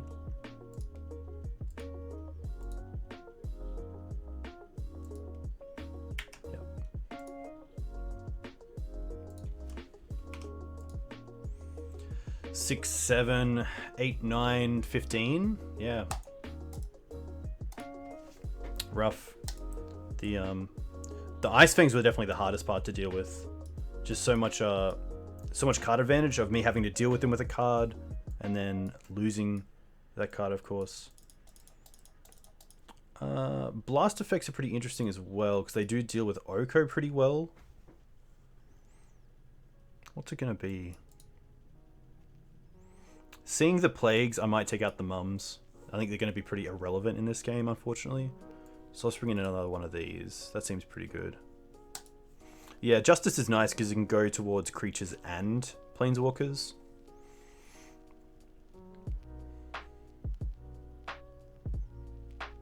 I wonder if my opponent's playing that new black flash creature that takes over my search ability. That'd be pretty broken as well. Definitely a hard card to play around as well because we play so much at sorcery speed.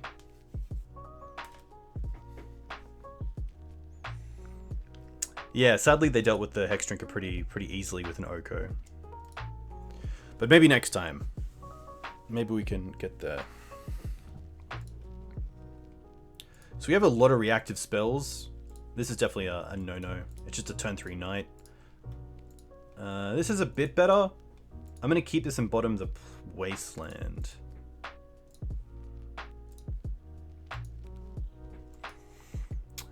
Yeah, but it was already a 3/3 elked creature, unfortunately. Let's go for Taiga into bird.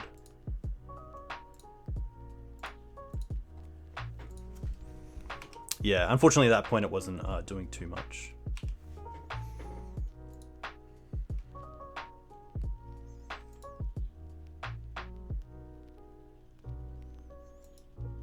If they go for Dried Arbor here, I'm pretty happy to bolt it, just to slow them down a bit.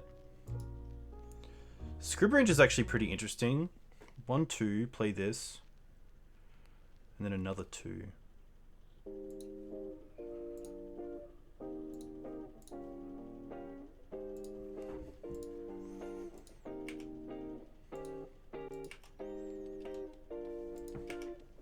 It's going to hold up Midrange.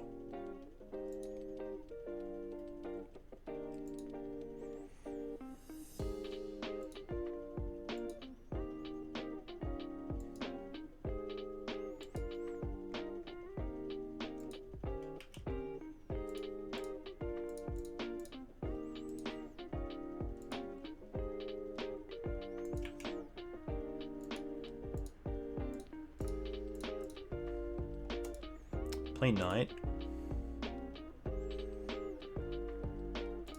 Untap this, return this.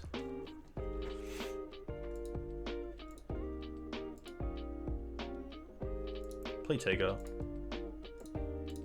Play noble. Attack for 2.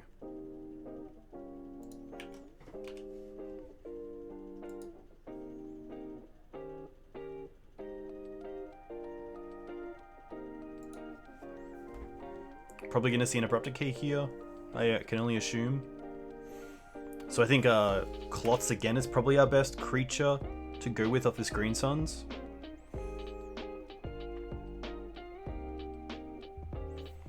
Plague's pretty good, but allows us to Green Suns either way.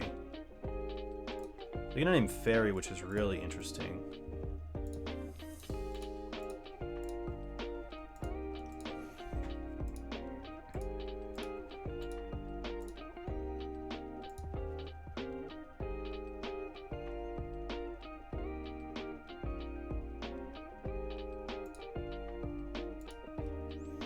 Could have also gone for Hex Trinket there, but it's interesting. I think here the issue is that I have 2 irrelevant cards, and my opponent has 2 really good cards, and obviously even more coming from this Tiles tracker. Just a little bit too much value to keep up with.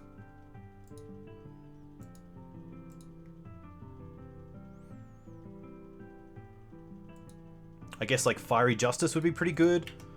Fiery Justice is probably the best card that I can draw into because I can deal like 2/2 and something else. But I think here it's just taking out the Tiles tracker because that's too much card advantage. Attacking in the air and passing. Hey Jerry, I'm doing so much better when you come into the stream. Doing pretty good. Playing against BUG, which is a pretty tough matchup, but we will try our best. But yeah, it's a Friday evening, which is nice. Had the night off, so I thought I'd just see how some stuff goes.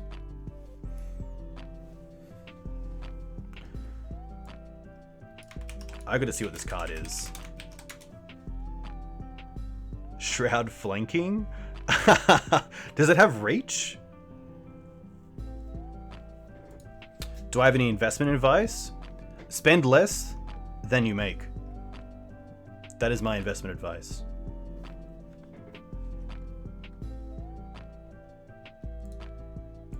Screw is really good here as well because it just means the Cloth does nothing. Oh, Green Suns is interesting.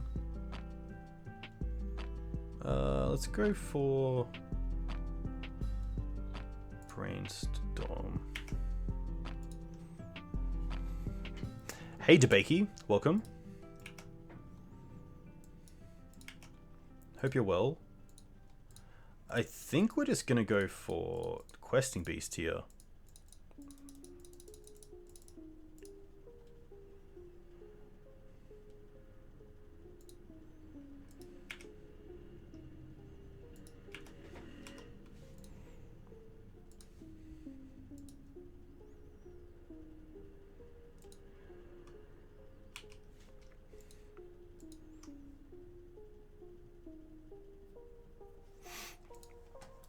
If anything, I kind of want a third Sylvan Library just to make sure I can see it.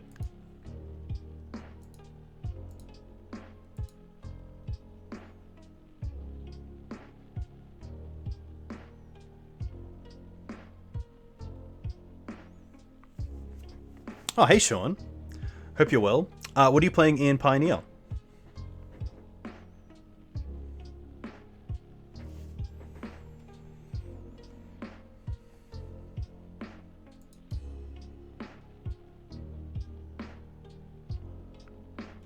This is where it's tough playing a deck like Punishing Maverick, because of course we brought in cards like Pyroblast and Red Elemental Blast, which if we draw on this board, don't do a whole lot.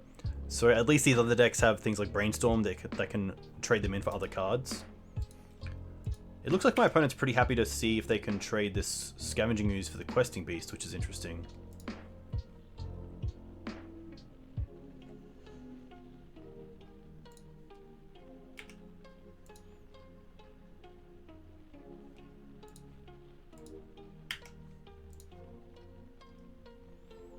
Which I'm actually pretty happy to trade for. They're gonna fetch.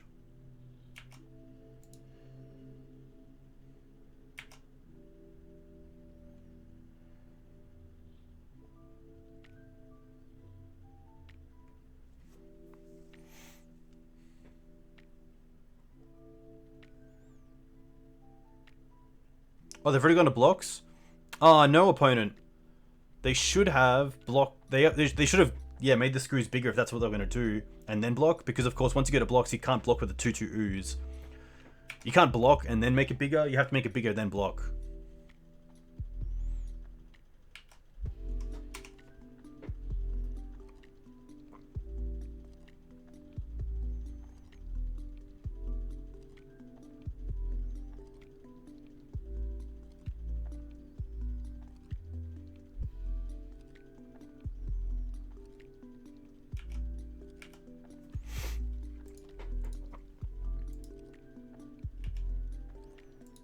Ice Fang's not that interesting because of the Questing Beast still. Yeah, thankfully they have the ooze that can gain life, so the bird in the air with Exalted isn't as big as a deal as I wish it could be, but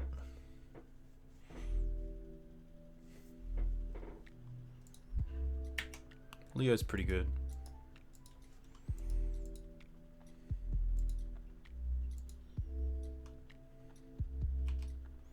And a library. Jeez.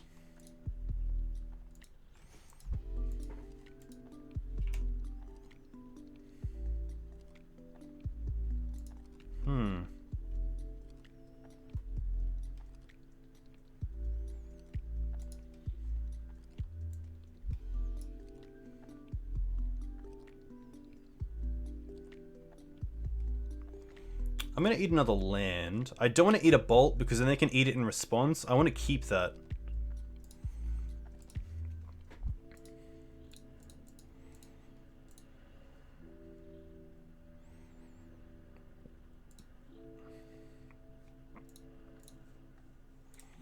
I think we brought in Huntmaster. I think Huntmaster here is just the best thing to get. Second beast would be pretty interesting. I guess we could have gone for Hex Drinker again, but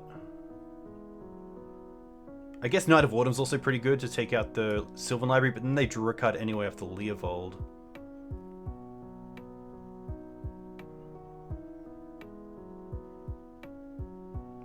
I guess if I thought I was going to get Knight of Autumn, I should have attacked first to see if they would just block with the Leovold.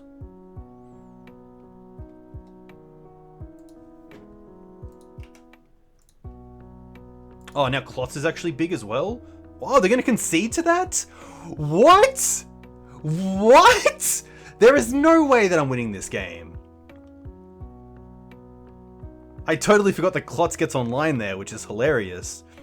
But I don't understand why my opponent has conceded. Because... that's... I'm not sure. I'm not sure what happens there. Respect the Huntmaster?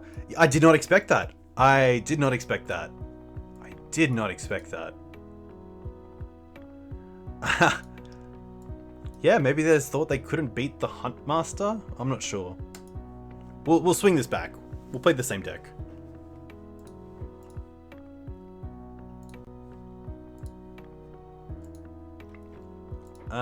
This is probably okay.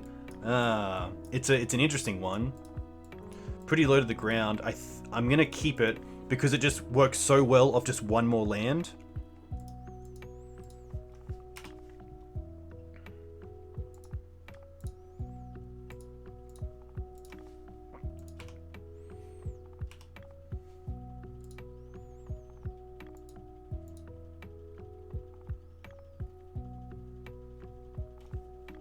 It's pretty good.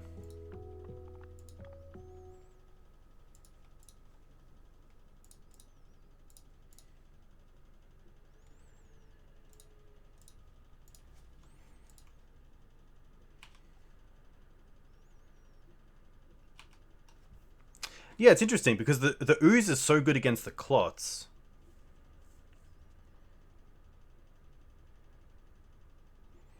But maybe I was just missing something.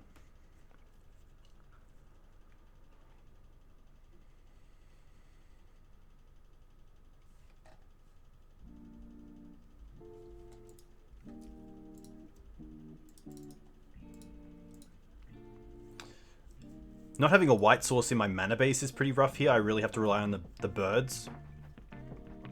Which doesn't line up too well. I would love to see no attacks, and we do. Wow.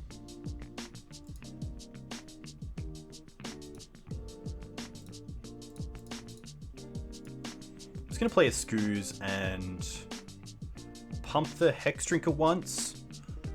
I could also just hold up the ooze. I don't mind that.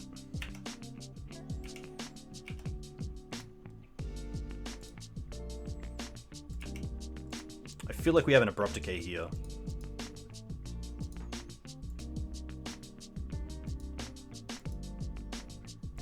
Interesting.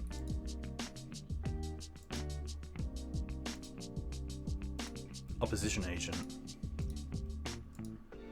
This is fine.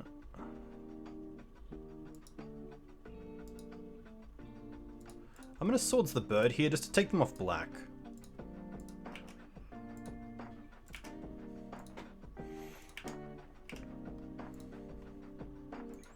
This might make them have to go for a dual land, which is kind of nice.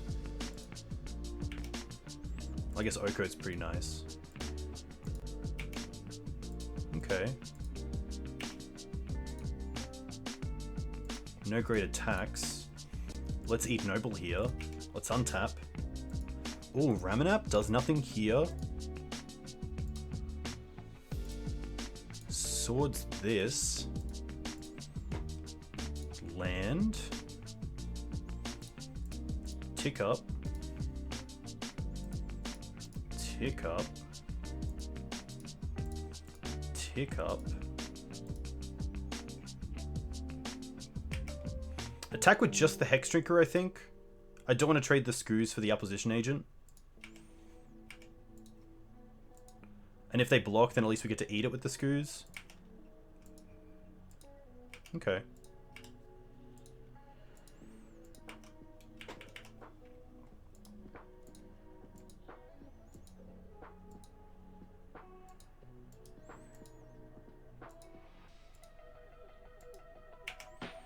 That's fine.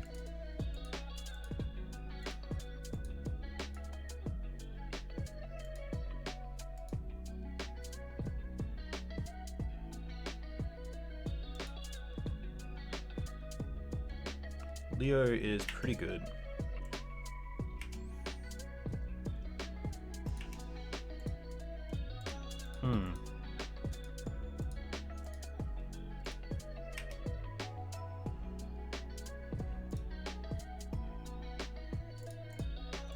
Attack Oko with both.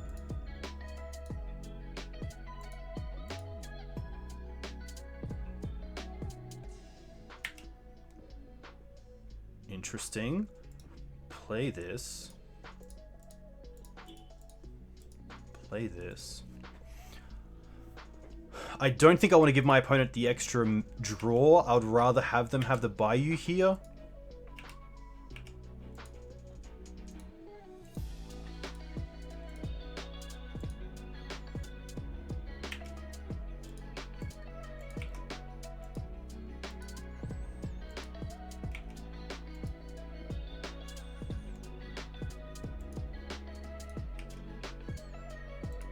Ooh, ho ho.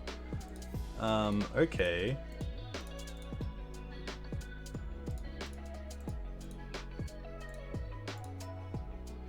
I kind of just want to put it...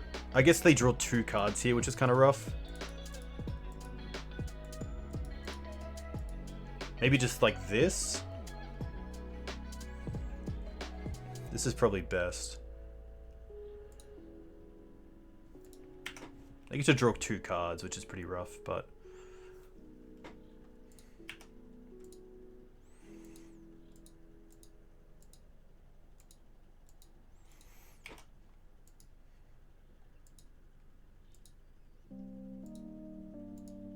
Okay. Hit the Bayou. Hope you don't have an Ice Fang. Ooh. Play the Wasteland. Attack with both. Okay. Okay. We're sitting up. They're at 3 minutes.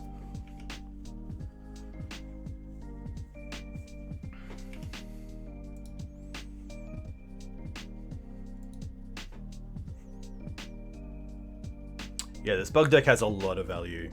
Very hard to keep up with. So Fiery Justice there, I mean, like, they draw 2. Isn't great, but... 3 mana. Green Suns for 2. Okay. Probably just an Ice Fang, just to buy some time.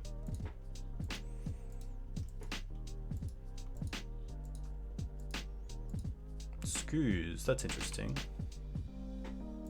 Scribranger doesn't do a whole lot here.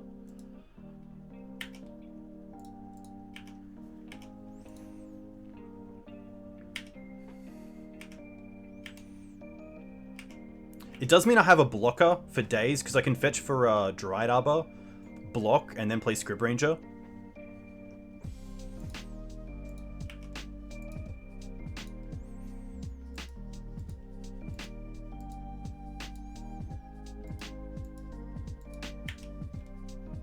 That's pretty good.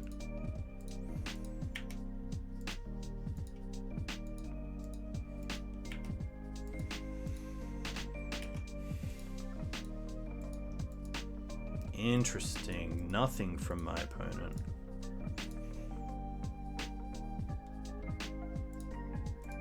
I'm gonna get the Dried Arbor out.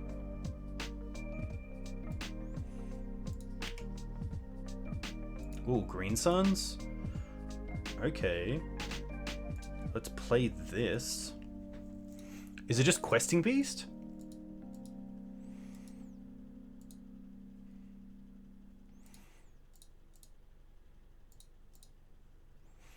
I guess actually Scavenging Ooze myself isn't the worst.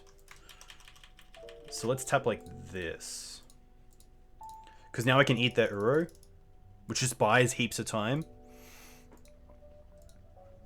Oh, Scavenging Ooze is gone? Oh no. Oh, that's a huge mistake. Where's Scoos? Oh, did I not?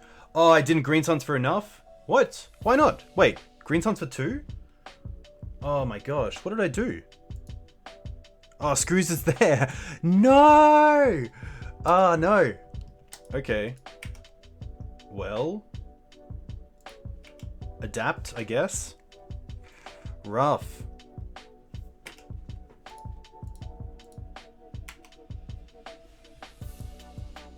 Rough. Hopefully that doesn't come back and bite us. Rough. That's really rough.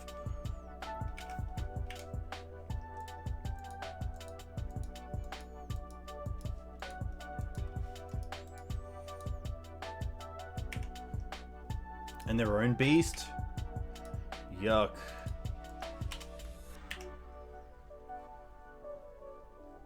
Come on, deck. Okay, that's a start.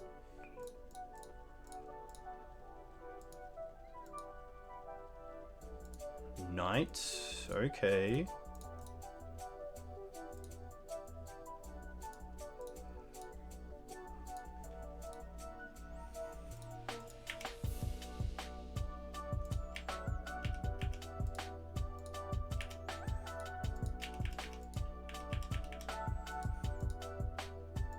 That was pretty huge.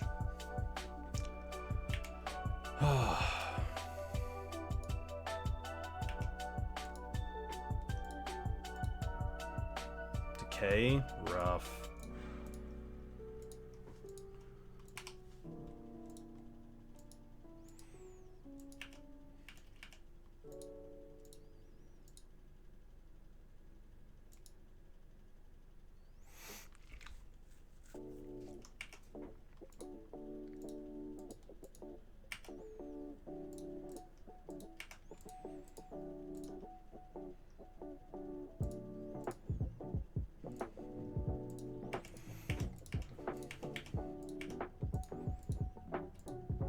Becomes Uro, I guess.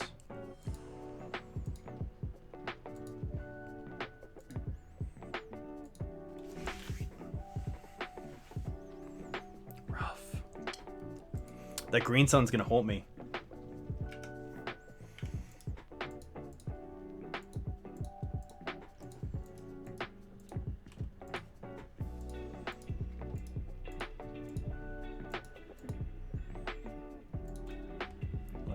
Come on.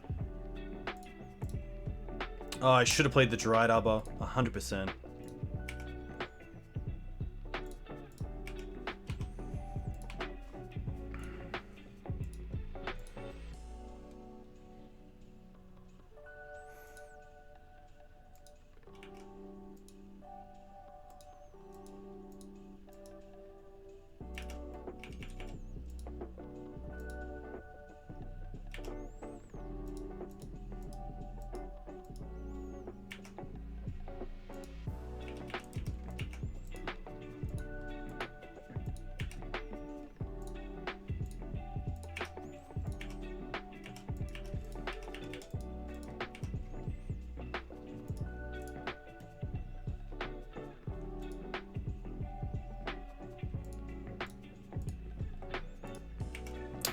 Yeah, that's just a mess up.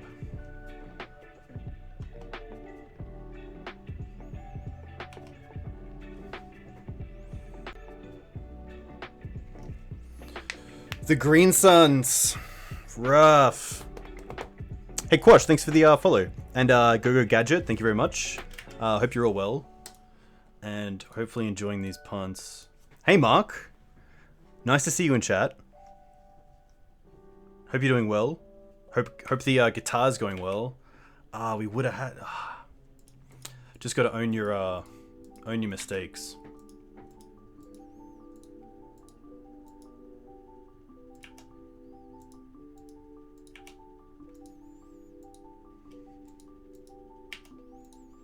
I have to block everything.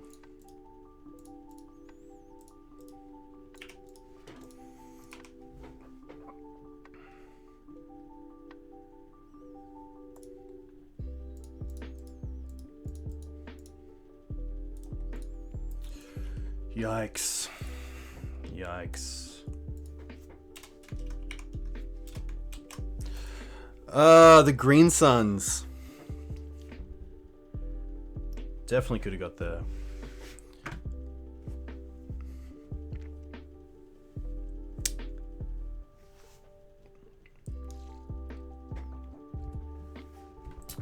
Yeah, at least it's a mistake that I won't make again. I think that even just like making sure you always look at your board state before you make a play can obviously lead. It sounds really obvious, but there I just thought I still had the screws in the deck and knew that screws would win me the game, but sadly it didn't work out like that.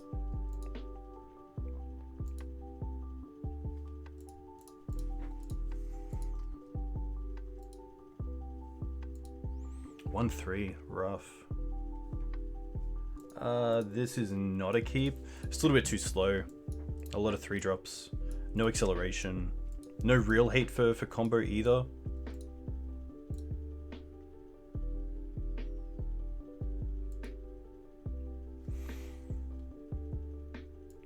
Yeah, really important. And I guess you can't let it get to you as well, because if that happens to you in like round 2 of a long tournament, you just have to put it behind you and just say, I'm not going to make that mistake again. This is better, but it's only a 1-lander. At least we can use 1 Green Suns for Dried Arbor.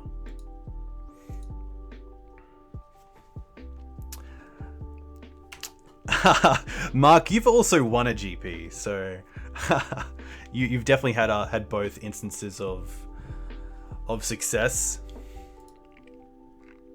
Oh, just SCG stuff? Okay, that's fair. Still a very cool win. But yeah, I think the biggest lesson to learn from making mistakes is just learn from them and then move on.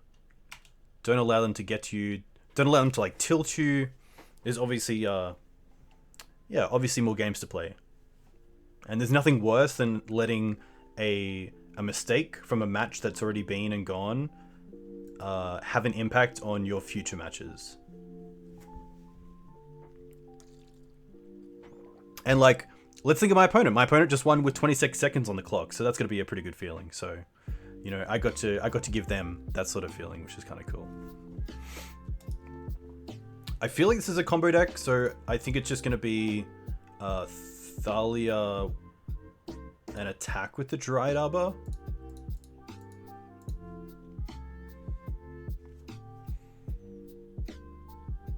I have a Force. That's interesting. Huh.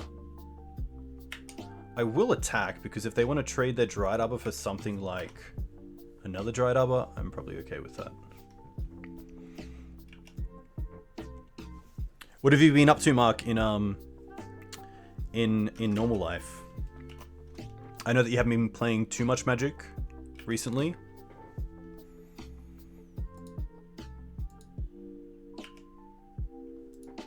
Oko's pretty good. Not going after the Dried Arbor is interesting. Swords. Well then. I guess I could have gone for Green Suns for Scrib Ranger to make use of my mana a little bit better. Another Force? Rough.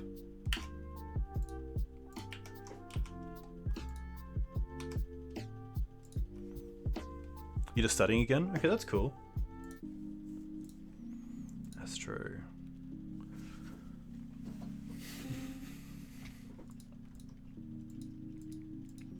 Really need another white. I guess I can kind of get second white of the Green Suns thanks to Scrib Ranger, but I need another turn. You play basketball again? Nice, basketball's a very cool sport. Okay.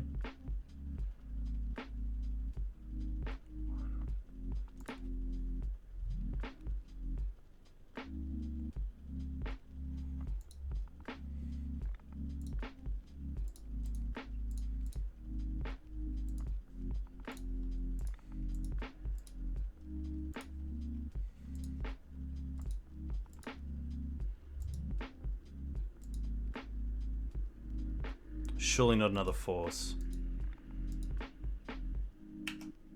Floating a white.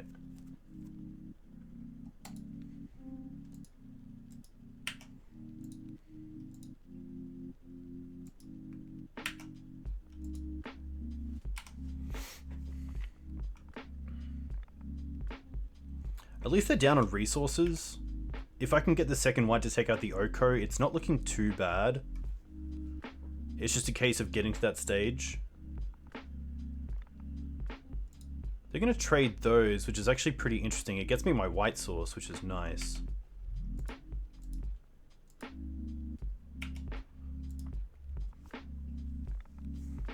Yeah, it is very cool. Even things as simple as like baking their own bread.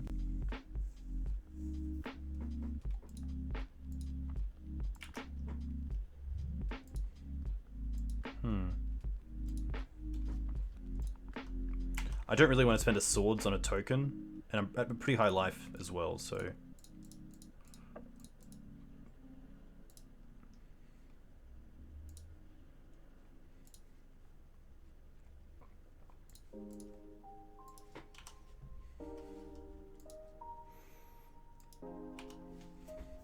You created Smash Brothers, very cool.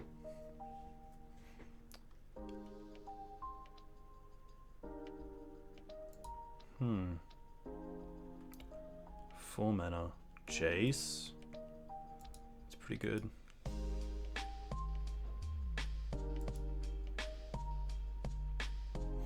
Okay, so if we draw a land, we can Wasteland the Dried Arbor, Swords the Food, Green Suns for a Noble for Exalted, and kill the Jace, which is pretty huge.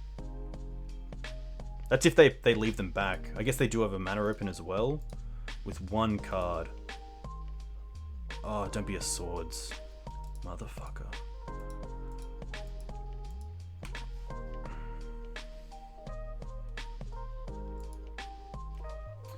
Really tight on mana here.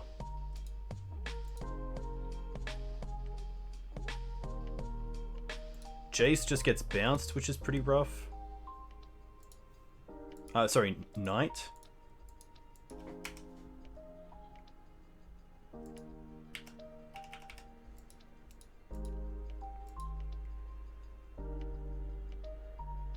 Jace here just doing so much work.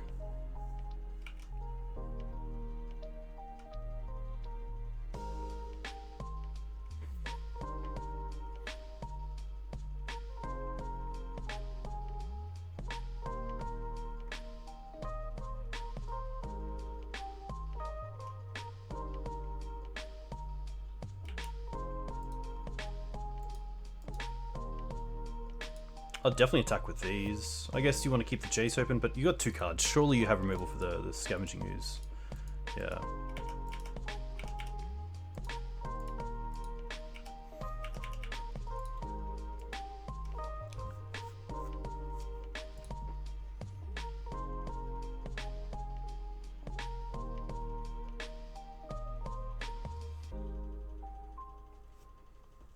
What does Kazurban mean? I don't know. They have 1 card left. I mean, if it's Snapcaster, it's Snapcaster, but I'm gonna try to grow this this ooze. I guess I can't grow the ooze. Oh, there's a Thalia. Okay, I can make it a 3/3. All right. Play a land. Wasteland this. They have 1 card left. Attack Jace. Really? That's very interesting.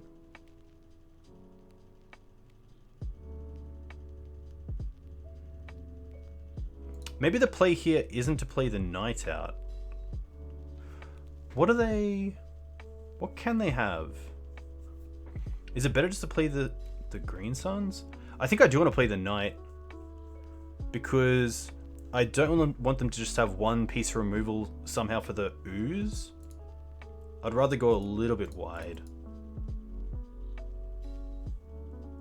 Yeah, maybe Hardcast Force. It's a weird card to keep, but...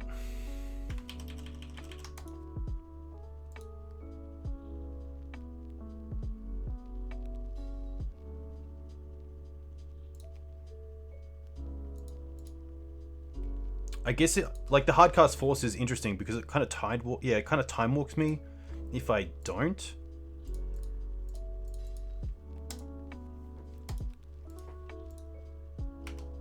Okay, interesting. Did they Jace lock themselves? Surely not.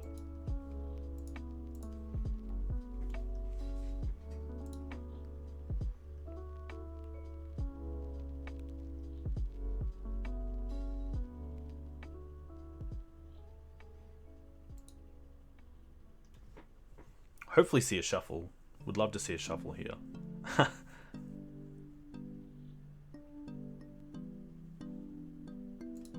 Chose not to shuffle. Okay, that's kind of scary.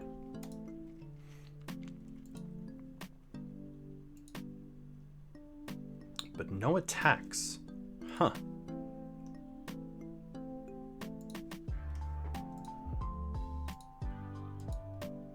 I think we just go for Clots here. That seems pretty strong.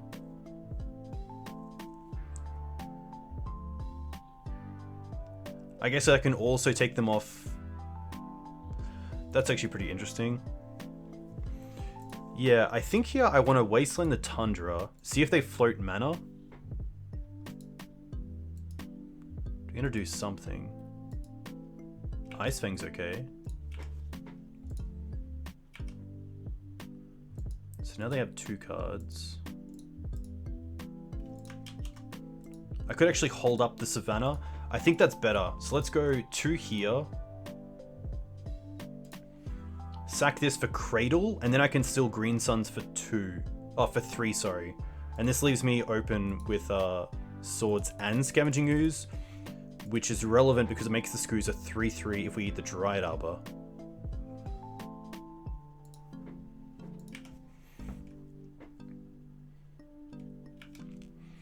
I smell victory if we play correct. Snapcast is fine. We'll see what it targets. Swords. We get to eat this.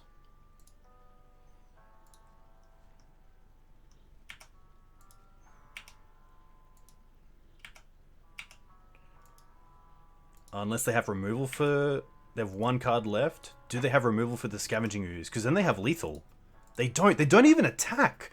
Surely there you attack with the 2 foods. Surely. Let's go after the other swords.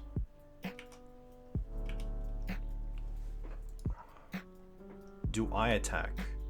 I guess I could, but it's probably best just to play another knight and pass.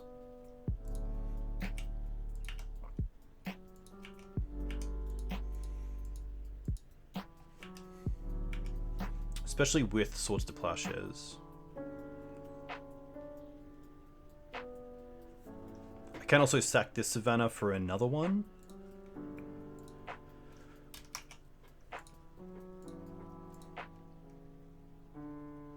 Oko's fine. Oko probably just hits a knight.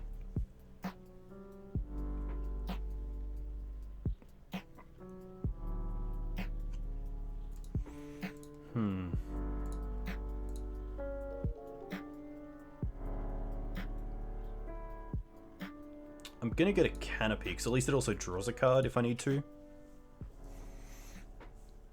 Hey Silent, thanks for the follow. Hope you're well. This is just gonna be a pass. They have 1 card left, so I think we go after the Ice Fang. We untap. Land. Let's go after Brainstorm. They can't have open Skyclave here, which is nice. So let's... I'm gonna float some mana and draw a card here, just to keep up the Taiga.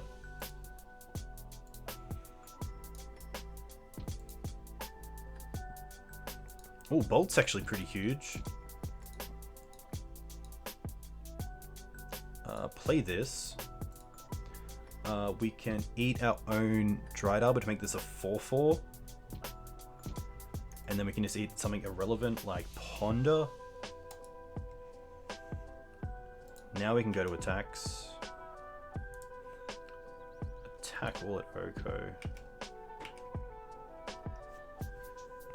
Hey, thank you very much. That's really cool feedback. They're just gonna block. Okay, they're gonna block like... Oh, how are they gonna block? They're gonna block like this, and then like this. Okay. This is fine. Now I'm pretty happy just to swing this back to them.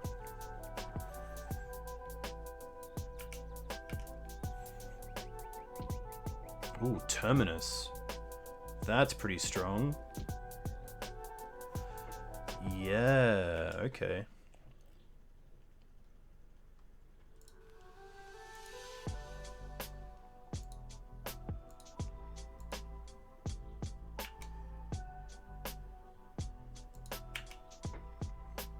Rough.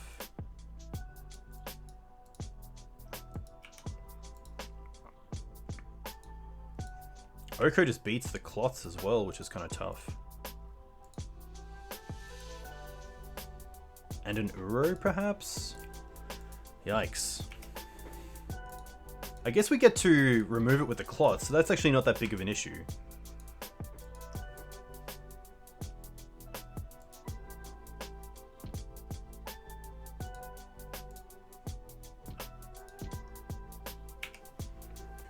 Yeah, this did turn around, and that's the power of Terminus against these creature decks, which is kind of tough. I mean, now they have Oko and Sylvan Library, so they get to like gain as much life as they really want. This is going to be an uphill battle, to say the least.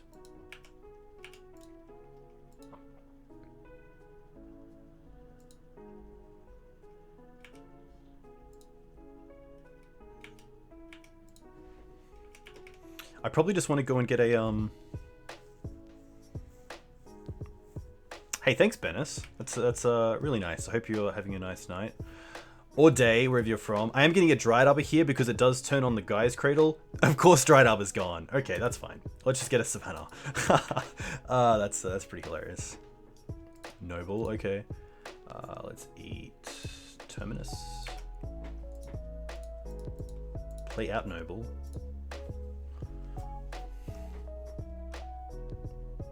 Surely not forcing this. Come on now. I guess it does turn off the Cradle, but I still think that's not worth a force. Okay. Very interesting. Dukes is very intense.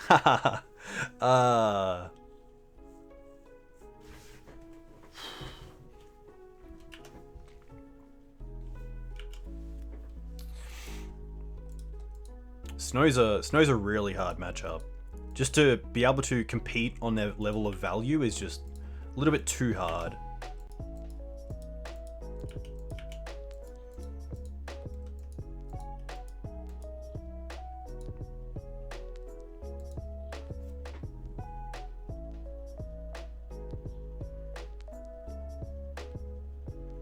Yeah, I'm definitely not a big fan of Snow, but I guess while it's in the format, I'll put up with it.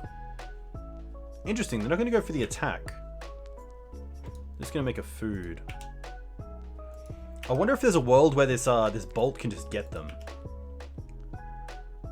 Scoos, that's actually pretty good. Let's go for force. Now let's fetch. Get forest. Play Scoos. Haha. Nice. That's actually pretty nice, because if they don't have a way to deal with it, it's gonna block these 3/3s pretty well. Can we see my opponent take 4 here? I would love to see my opponent take 4. And then maybe tap in a way that they can't sack the food or make the food a 3/3. They're not going to. So close. They are going to do this.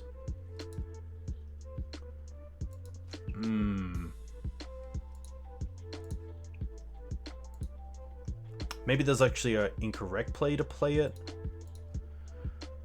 Pump and fizzle. Oh, I could have pump and fizzled? Oh no. Oh no. I should have seen chat first. Rough. Yeah, pump and fizzle. Pump and fizzle would have been insane. Come on, Dougal. Can't miss this stuff.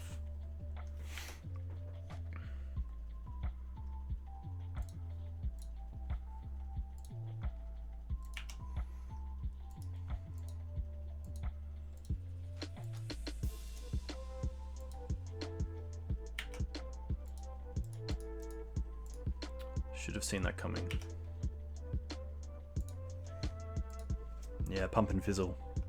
Yeah, that was the play, and I missed it. Oh, force negation? Yuck.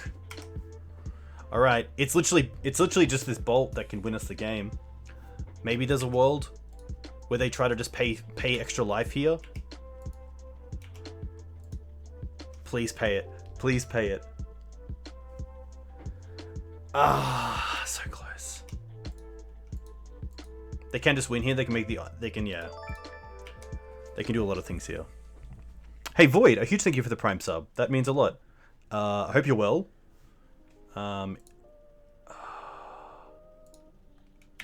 Okay. Oh, I can't even sack this because I don't have a creature. That's pretty rough.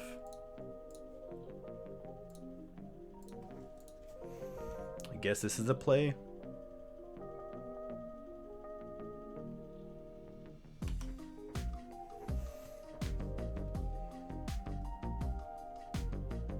Court of Cunning? I don't know why you show this. I don't think you even bother showing that.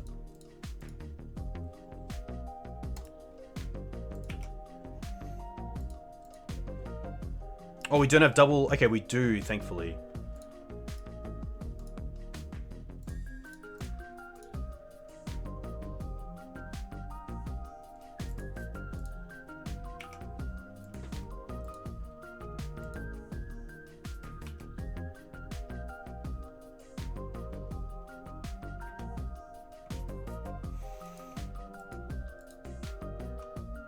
Rough. The fizzle. The fizzle was the play.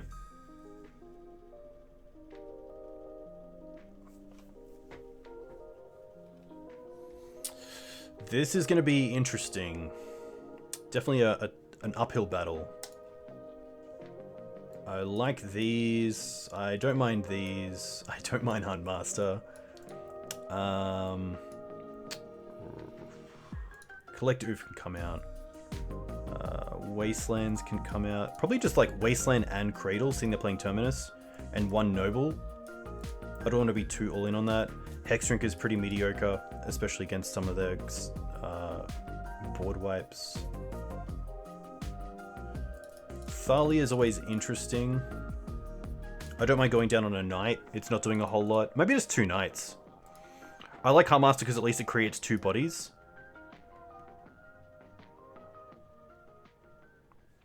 I think I like this. We'll see how this goes. Echo! A huge thank you. That's really nice. Thank you very much for the Prime sub. I appreciate you. Thanks for always being in chat. I hope you have a nice weekend coming up. Let's keep this. Turn on Green Suns. And then get Plateau. Hextrigger over Bolt.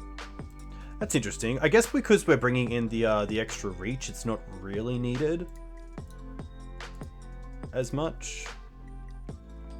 Opponent down to 5 cards as well, which is pretty great for us. If we can win this game, Snow has to take a long time to win, so... Swords is actually fine. I probably don't mind going up to my opponent here, but I really want to get this Sylvan Library into play.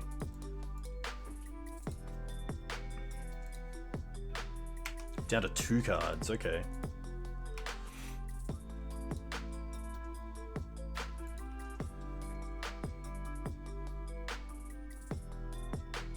Please lock yourself. Oh! Ah, that is hilarious. I think here, because we have the 3rd mana through Scrib Ranger, it's just Wasteland. 100% Wasteland. And now we get to hold up Scrib Ranger. So good. Let's go and get Savannah. Play Scrib Ranger. Nice. That gives us all our mana, which is nice. So we don't have to draw land here. We can just draw anything. But we do draw land, which is nice. So let's go like this. I'm not going to show the Huntmaster. Yeah, okay. Do I want to change anything? I don't think I do on the play. Just run this back. I could take out a Bolt and bring in the Hex Drinker, but... this is an interesting hand, but I don't think it's good enough. It's got a lot of Haymakers, but I think it's just a little bit too slow. Has our opponent kept? Okay.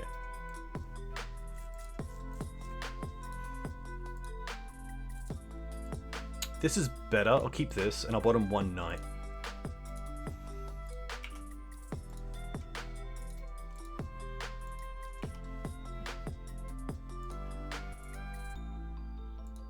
So we're going to go for a Taiga off the Wooded Foothills to have all our mana, and then just get a Green Sun for Dried Arbor. Please don't draw Dried Arbor. Please don't draw Dried Arbor. Ooh, it's actually quite nice. A little bit of reach. Taiga and Dried Arbor. One. Nice. There we go. Is it coming down? Yes, it is. Bang.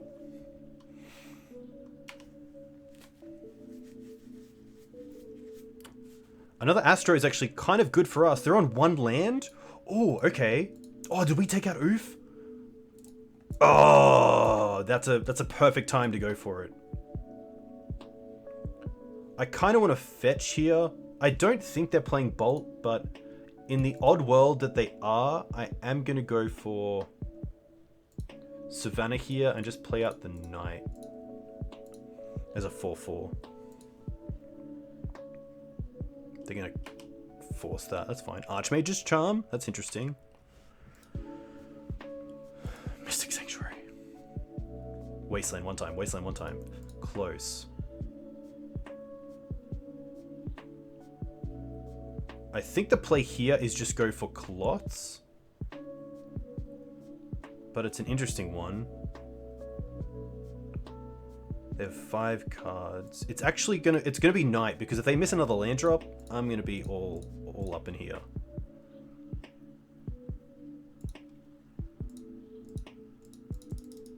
The Island of Shame. Another force. Another one. Rough. What do they have? Ponder, okay.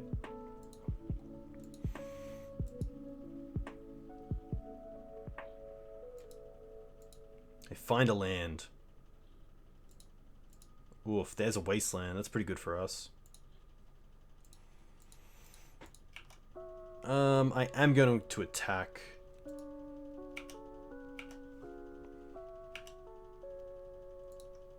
And then I'm going to go to their turn. They're going to fetch now. Okay.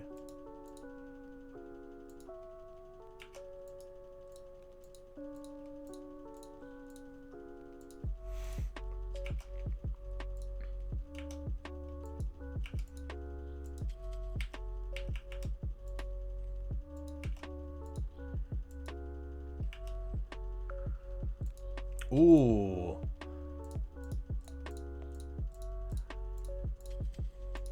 Is this just time for Questing Beast? I think it is. But Huntmaster is just so nice as well. It could also be time for Clots. Nah. Haha. It's... Oh no, chat went with Questing Beast? Oh no. No, betrayal. Oh no. Oh no. That is betrayal. Oh god. To be fair, it turns into a beast, so there's that. Kind of. Now I feel bad. Now I feel bad. No. Oh, Ponder. Okay. This is fine. This is probably just a shame Ponder for a shuffle off the Brainstorm. Come on.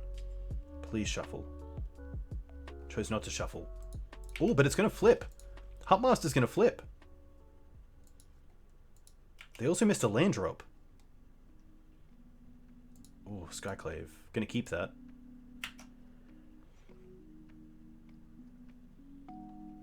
I think here we just, like, pass and flip Huntmaster. I guess they could have swords. Oh, they're not. Oh, I thought it was a creature. Oh, it is. Cool. Okay. Well, that's pretty cool. Oh, Terminus, that's not cool.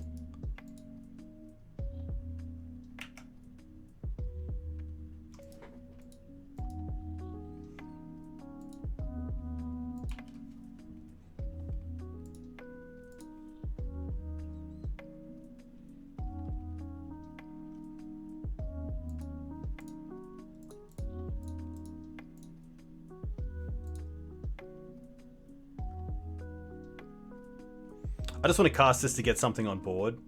And if I can take out an Astrolabe, that's kind of cool as well. They're going to force that. Wow. Pitching an Oko. Huh. Well, I didn't see that happening. Oh, just a pass back? Alright, let's try the same thing.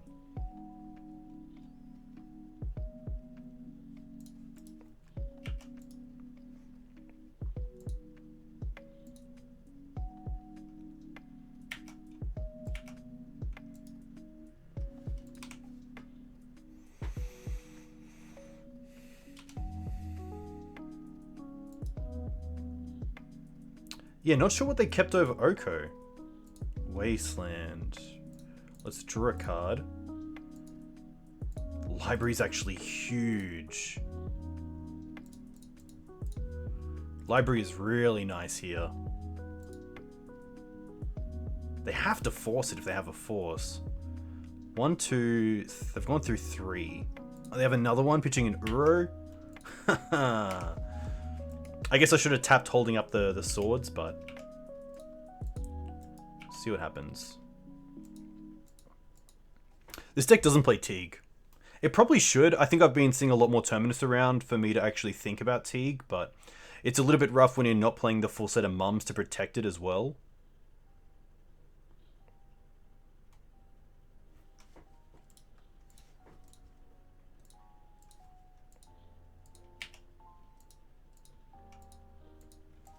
Take this. Did they miss again? Oh my gosh. Okay, that's something.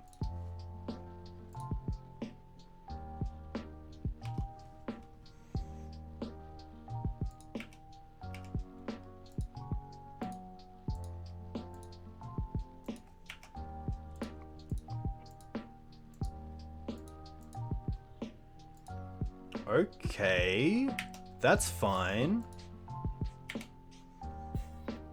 Are they going to... They're not going to be happy with this. I guess I swords this now. And then we have Bolt for Oko to finish it off. Or a Blast effect. That's interesting. We only have the one.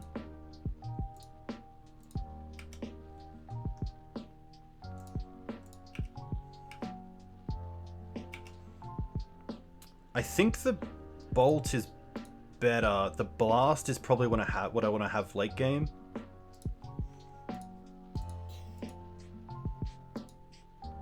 Oh my gosh. Oh my gosh.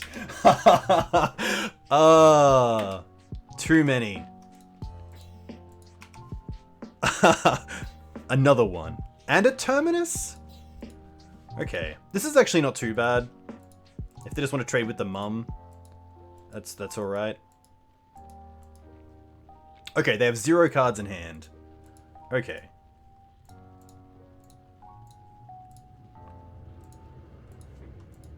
I'm okay with this.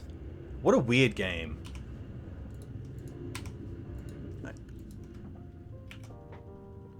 Come on, Clots. Green Suns are Clots. Ah. I am gonna play it.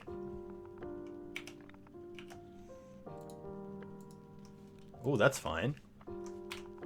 Oh. What do we draw? What do we draw? Green Suns? Ooh! What do we go for? What do we go for? I think it is Clots here. Okay. Okay, chat, what is it? What are we going for? Is it the Beast? Is it the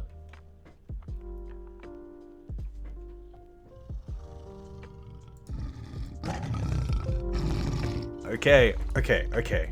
I missed you once. So I have to go for 1, 2, 3, 4, 5.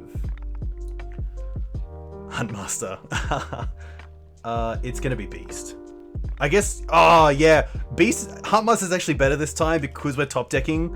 Yeah, that's 100% correct. It's also quicker. Another land. Okay, we have a 3-turn clock. Oh, so good. I think here, just to diversify, we get Clots.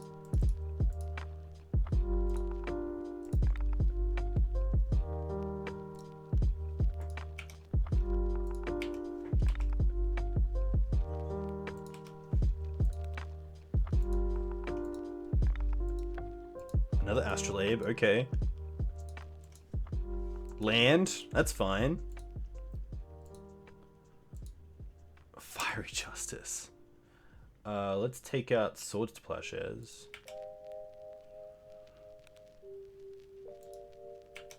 They're gonna fetch. Ah, they can get Mystic Sanctuary. Interesting. I guess I should have gone for like Oko instead.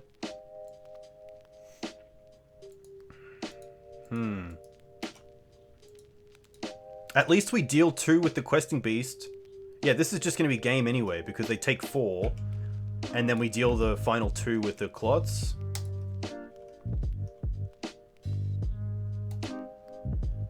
Okay. Ah, so it's 2-2. Sorry, it isn't 1-3. Okay, so we can finish this off as a 3-2. It makes me feel a little bit better. Hey, Gihue. We've played against BUG in 2 leagues now, and it's just so hard to play against.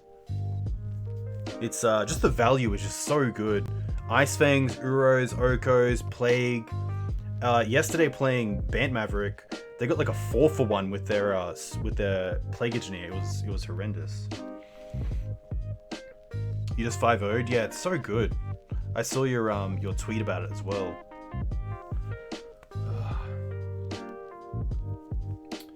Tough deck to play against, especially the version with the new Thief that stops you from searching and allows your opponent to search instead.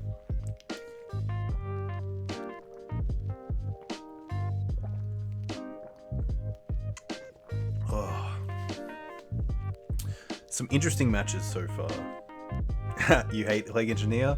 Yeah, Plague Engineer is a not a fun card to play against. That's for sure.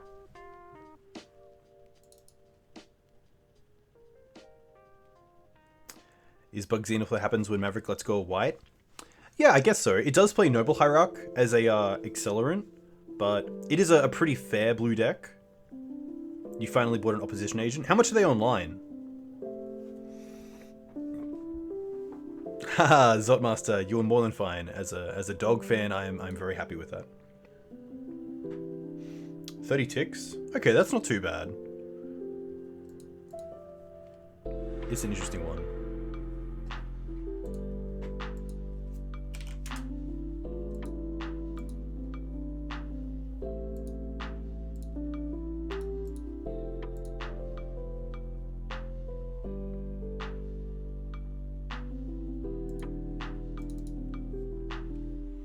But yeah, BUG Zenith. What do you feel are your tough matchups on BUG? Because it seems like it has a pretty good grind. It's obviously great against fair decks because you have your Okos, your Uros, and your Plague Engineers. It's not too bad against the combo decks because you have your Forces, and then you have ways to rebuild through Ice Fangs and Tireless Tracker and Uro. It seems like a pretty well-rounded deck. Abrupt Decay as your main removal spell as well is really nice in a blue metagame. Combos are generally really tough. Yeah, okay.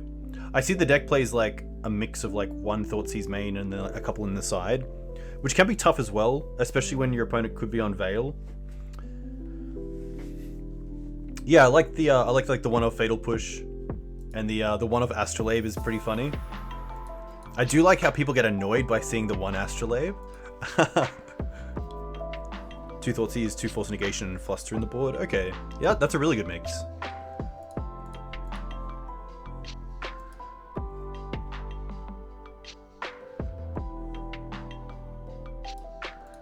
Michael Mapson, haha.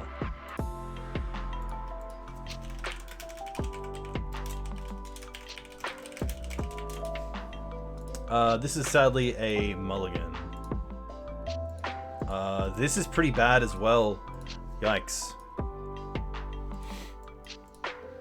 First off the Wasteland and Cradle, and now just a Caracas hand.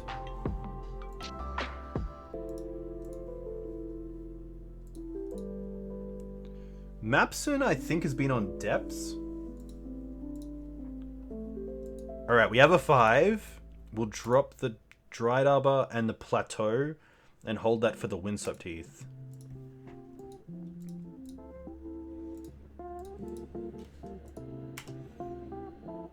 and just hope we can maybe draw into Sylvan Library. That's the one card that can really claw us back into this game.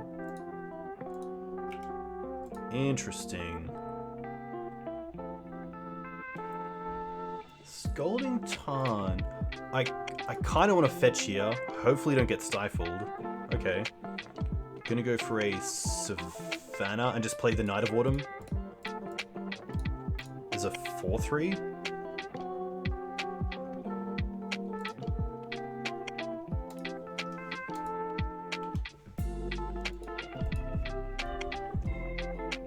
Nothing. Wow, okay.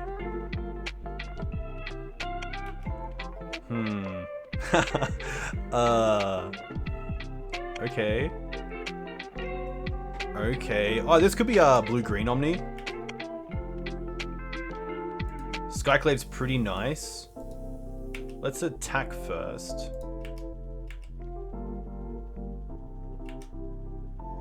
And then hold the Apparition. Didn't trade the Ice Fang, that's interesting. I don't see any expedition maps. Haha.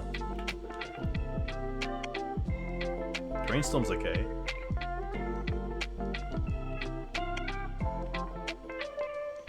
I probably don't mind swords on the Ice Fang. Hold the Skyclave. Skyclave doesn't do much, but maybe there's a chance that my opponent isn't on blue-green Omni. The Scalding Tarns kind of put me off because they're probably playing 4 Misties. And then probably some number of other blue fetches. Oh, it doesn't have Death Touch yet. Okay, that makes a lot of sense. Don't do it yet.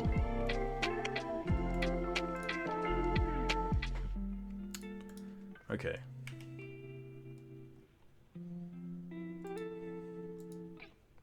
I'm going to do it now to make the most of my mana. Wasteland, okay.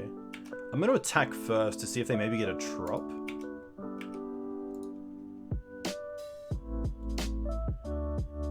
They're going to fetch. Another basic. And another Ice Fang. Rough. Okay, I guess we're going to respond to the draw trigger just in case they don't have Force or they have Force and no blue card. Okay.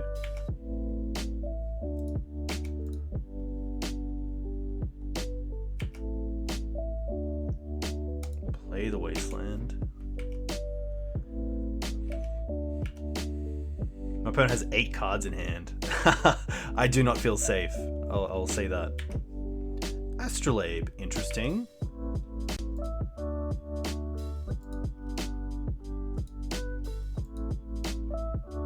Vista, that's interesting. That makes me think they're not playing Mystic Sanctuary. Okay, they're definitely not on what I thought they were going to be on. Painter? Okay. Yikes.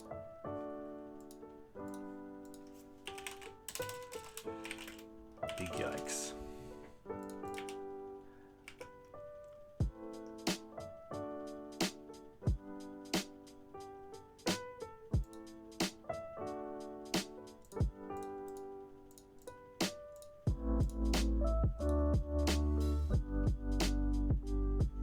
Pyro. Yep.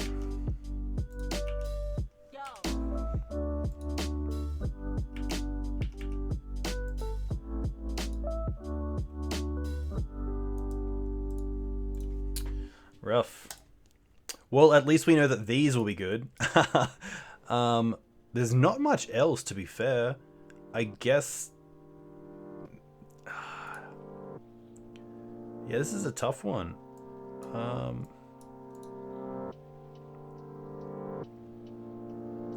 I might take out a Wasteland. I think Cradle can come out in this matchup.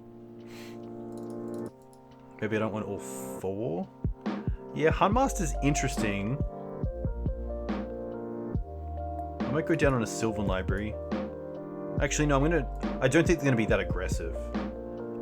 I'm gonna drop a Mum. Mum hasn't been performing the best. It might just be just 3 Elemental Blasts.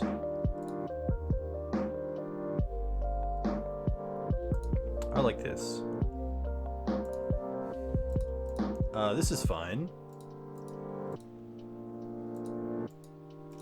I'm gonna fetch for a... this is an interesting one. The nice thing about fetching on turn 1 is that if we draw into another one, I can play a turn 2 knight that's a 4/4, which plays around Bolt. But maybe Bolt isn't what I should be afraid of.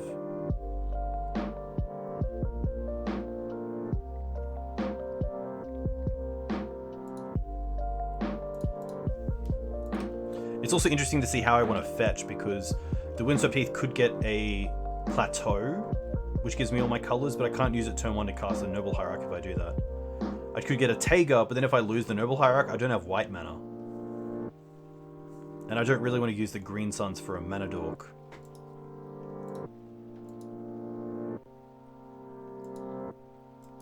Honda's okay. I think here it's just going to be Windswept for plateau, and then Knight. That's actually pretty interesting. I'm going to keep this because you can get both the basics.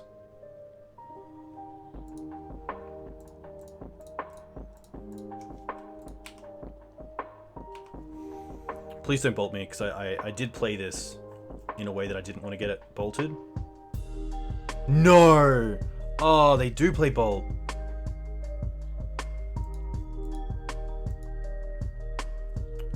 That's a rough one. There's Grindstone. I definitely want a Wasteland. I think now it's just a case of going for Collector Oof.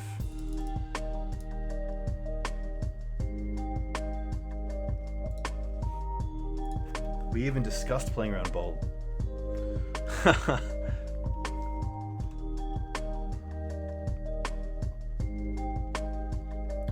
Collector Oof also turns off Astrolabe, which is really nice against a deck that's got a lot of these. Oof. Ooh.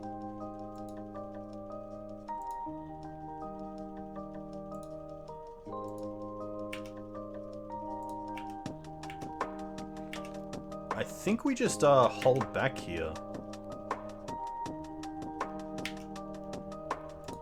No, I am gonna...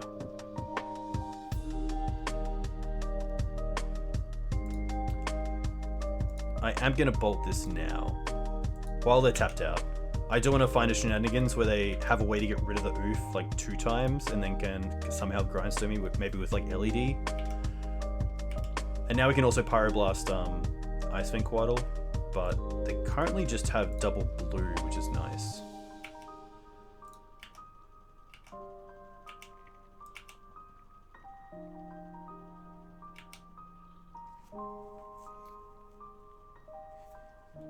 I'm gonna hold this forest.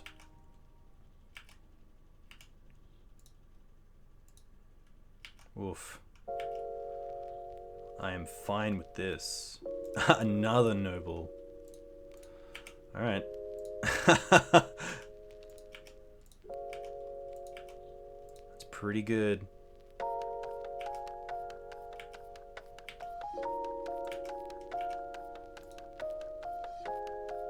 Wow. Questing Beast? Green Suns. Oh! So close to doing it. 1, 2, 3, 4, 5.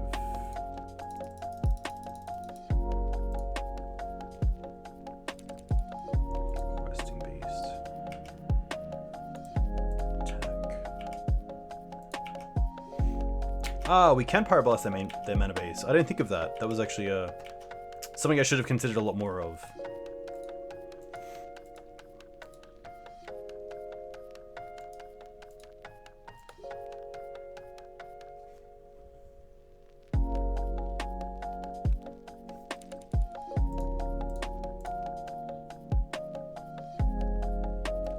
Is there a reason to destroy it instead of countering it?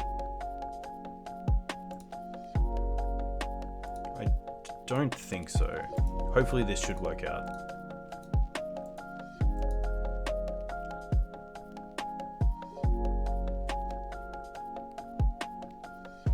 Mindhunt is a very cool card. Okay. I am going to bring this in, especially on the draw. I just want to have more interaction early on. It was more damage to not attack with Oof. Yeah, that's actually correct because of the 3 exalted triggers. Adding 3 instead of just the 2. That's a 11:24 p.m. mistake. I'm gonna call it. I'm gonna go down on mums. I don't think mums are really relevant in this matchup. I'm gonna bring in the Fiery Justice.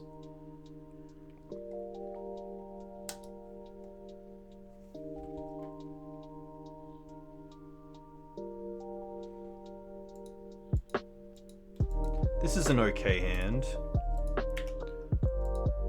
Just have to hope they have a slow hand.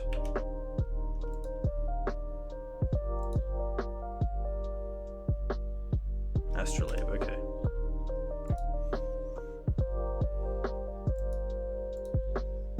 I think here it's just fetch for Savannah, play bird.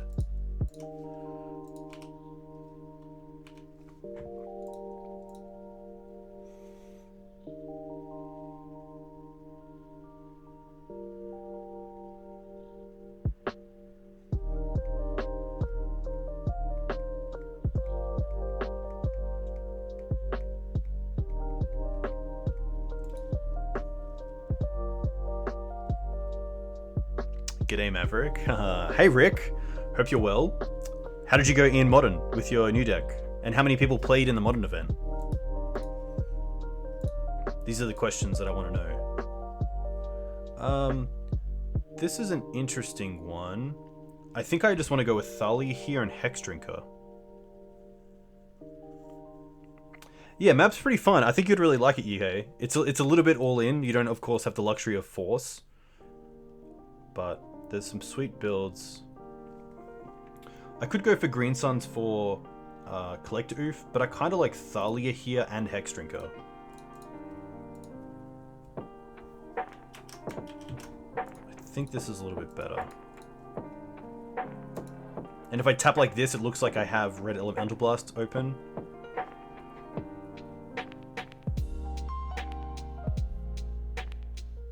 Looks like they're going to force this. 3 rounds? Okay. 2 wins and a draw. Nice. How did you like your deck? Was it like a blue-black control deck? I think I saw you post the list to Sean, which looked really interesting.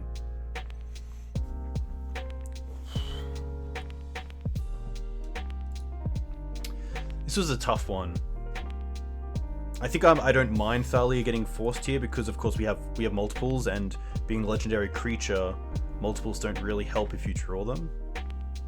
So at least a force on this means we can still play the Hex Drinker, and then next turn, if we draw Thalia, we have a Thalia, or we can Green Suns for Collect Oof.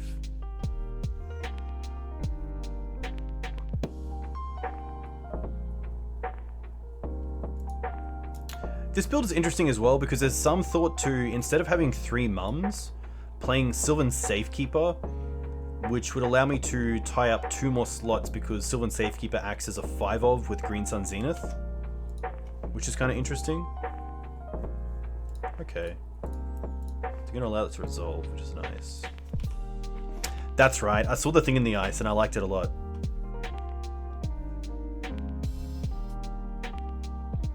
This is my first one, which we had a few things that we could work on, but it's hopefully works out here. I mean, if they have, we have Pyroblast. That's pretty good.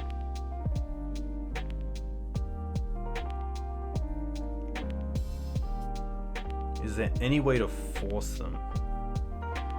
This is a tough one. They can force stuff. We're definitely playing a land. No Once Upon a Time. Could definitely play once in this deck, seeing it's not playing main deck walkers, or I guess it is playing extra removal, but we are playing Skyclave as well, which you can find with Once Upon a Time. Yeah, we can't Green Suns and Blast because of the Thalia. If they have Force, they just win either way. And I'd probably rather get rid of the Painter's Servant on the board level up and hold up Reb. But then they can just untap and mill us. Oh, I guess if they do that, they still need another land. Yeah, that's interesting as well. Go to Blaster, we're dead. Yeah, so I guess if they don't have another land and they tap out to mill us, we can then Pyroblast the Painter's Servant, which then they can't force back through Thalia.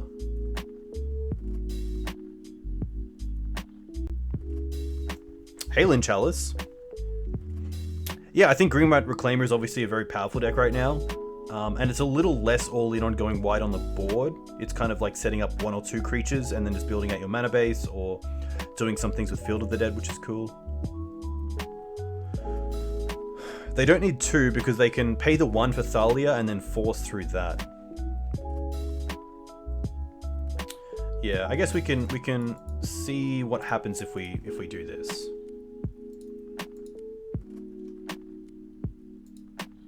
They fetch, okay.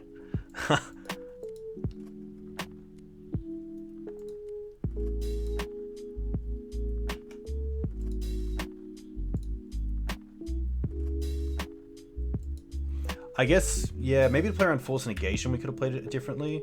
But now we can't do anything, now we're just Stone Cold dead.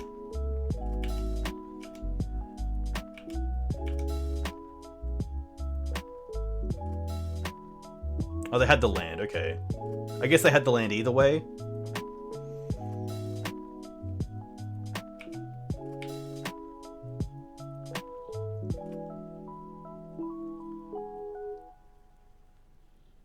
We don't want to fetch.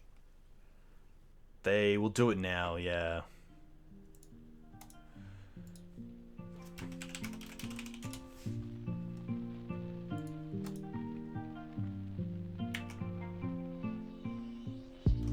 Yeah, I think the only thing we could have done is possibly waited for them to maybe not play a land and try to go off. But it was pretty tough. But overall the deck seemed pretty solid. A few loose plays definitely let us down, but hopefully I can work on that. Even little things like knowing when to fetch for the right lands, that caught us off guard a little bit, especially in one game. But yeah, overall the deck seems pretty cool. It is obviously pretty powerful to have the blast effects in Maverick because it's not something you're used to doing, especially playing on the stack, which is cool. Yeah, I guess we can do that. We can play around the Force Negation by doing it in upkeep. Gaia's Blessing. Yeah, Gaia's Blessing is very interesting. Pretty old, but pretty cool. Changes. I think Huntmaster was fine. It is just a value card that I wanted, and it does what it does, but maybe a 4-mana Planeswalker is just better, something like Garruk, because it can actually deal with creatures as well straight away. The Ramanap I did kind of want a few times in the main deck, but I thought overall it was fine. I kind of wanted more draw effects. Maybe that's an extra Sylvan Library, just to make sure I can hit it. The Mums I'm not too sure about. Mum's just in a kind of weird spot. Especially when we can rely on, creatures like Cloths, which we don't really need to protect, but can obviously just stick and win us the game. That I think it's worth maybe cutting the Mums and just increasing the Green Suns package and maybe the account of Sylvan Libraries.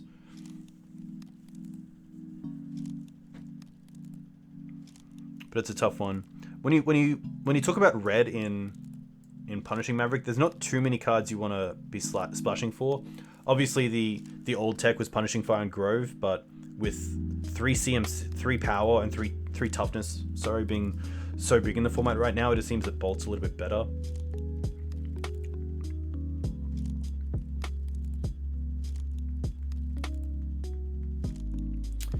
Yeah, War Domri is an interesting one that I think we've played with before. Let's see if it's in here. Of course, Ren and 6 was a pretty good reason to play it, but at the same time, I think at the time Maverick was probably the worst Ren and 6 deck because you're playing so many X1s that in the kind of Ren mirrors, it's pretty bad. And if you're looking to get ahead on your opponent by wastelanding them and they play a Ren, you just kind of lose a lot of tempo. But cool games. What's the time? 11:32. Yeah, I can't do another one. I might come back tomorrow and play another one, especially with this deck. I think there's a lot more to it than I gave it credit for. The one issue that I have with Maverick is just not having enough creatures that give value. So with at least Abzan Maverick, we have cards like Kaya, we have Plague Engineer, which are cards that can come down, remove a card, and then have to be dealt with by another card. So it essentially is a 2-for-1. All the decks have Knight of Autumn, which most of the time is a 2-for-1, but I think it's just finding more of these effects, like Vraska as well, and just making sure you can keep up with some of the value other decks are presenting these days. Because you're not going to be winning games if you're Swords to Plowsharing, Ice-Fang Waddles, and some, cards that obviously gain value straight away that your opponent probably just doesn't even care if they get removed. Even Uro isn't that bad because it does replace itself. So Rubick Thar is interesting. It's just so much mana. That's the tough part. That I think if I was playing Rubick, I'd play some sort of like natural order deck, kind of like some of the Bant natural order decks that are running around. But then it's a case of if I'm playing that, am I just going for Progenitus or Archon? I guess Archon's pretty interesting, but again, like Oko just makes things so weird that. Yeah, Titania is interesting as well. Obviously a 5-drop that does die to Bolt, which is pretty rough, but I think in general it's not the worst. I could just play Oko. There are some cool Bant versions that play it. Hypergenesis. We could play Hypergenesis, I guess. Yeah, I do want to stay away from some of those decks. I'll open up 2 more chests. Yisan, interesting. Alright, last chest. Ugh.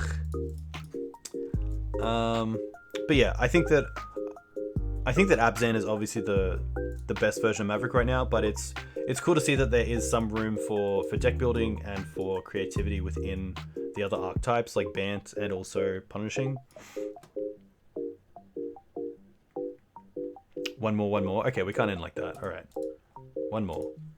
This is it. There we go.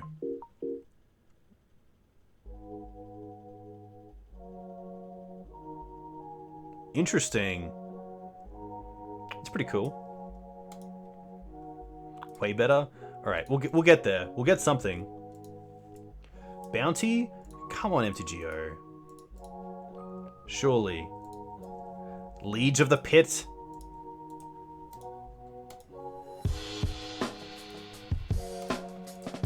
All right, down to 40. 40 is a clean number at least. Hey, Sapphire Medallion. There we go. All that value. All that value. Oh god, he's spiraling. Yeah, we're gonna call it there. Cool league. Obviously some room for improvement just in gameplay. But I think overall the Bolts are a nice addition. Bolt was pretty nice to finish off Okos, get rid of Ice Fangs. But do want to find some more sort of value cards in here. Just to play around with. I'm going to see who else is streaming. Hopefully there's some Legacy players online. Modern.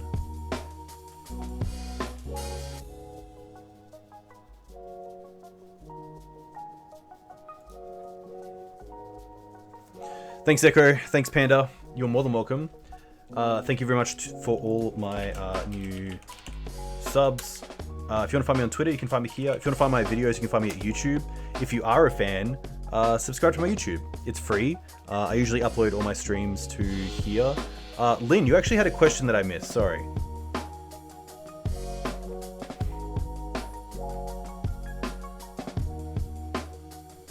But yeah, I think the green white is obviously really strong.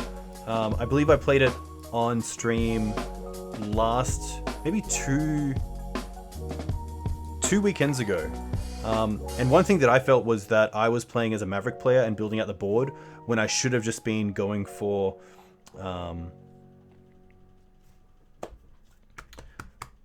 building out the flagstones, extra mana with Elvish Reclaimer, and getting to a stage where I could either go with a Field of the Deadline or maybe Green Suns for prime time, instead of just playing these 1 and 2 mana cards, which is obviously going to be a learning curve to get into the deck, but obviously really strong and obviously pretty well positioned right now with the amount of results it's putting up, which is cool.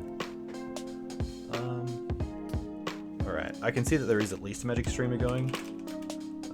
Ashiok. Nightmare. Oh my gosh. That's classic. Another Weaver. Okay. Nice. A huge thank you once again. My name is Dukes on Twitch. I'll be back on Sunday morning at 10 a.m. Australian Eastern Standard Time. Take care. Enjoy.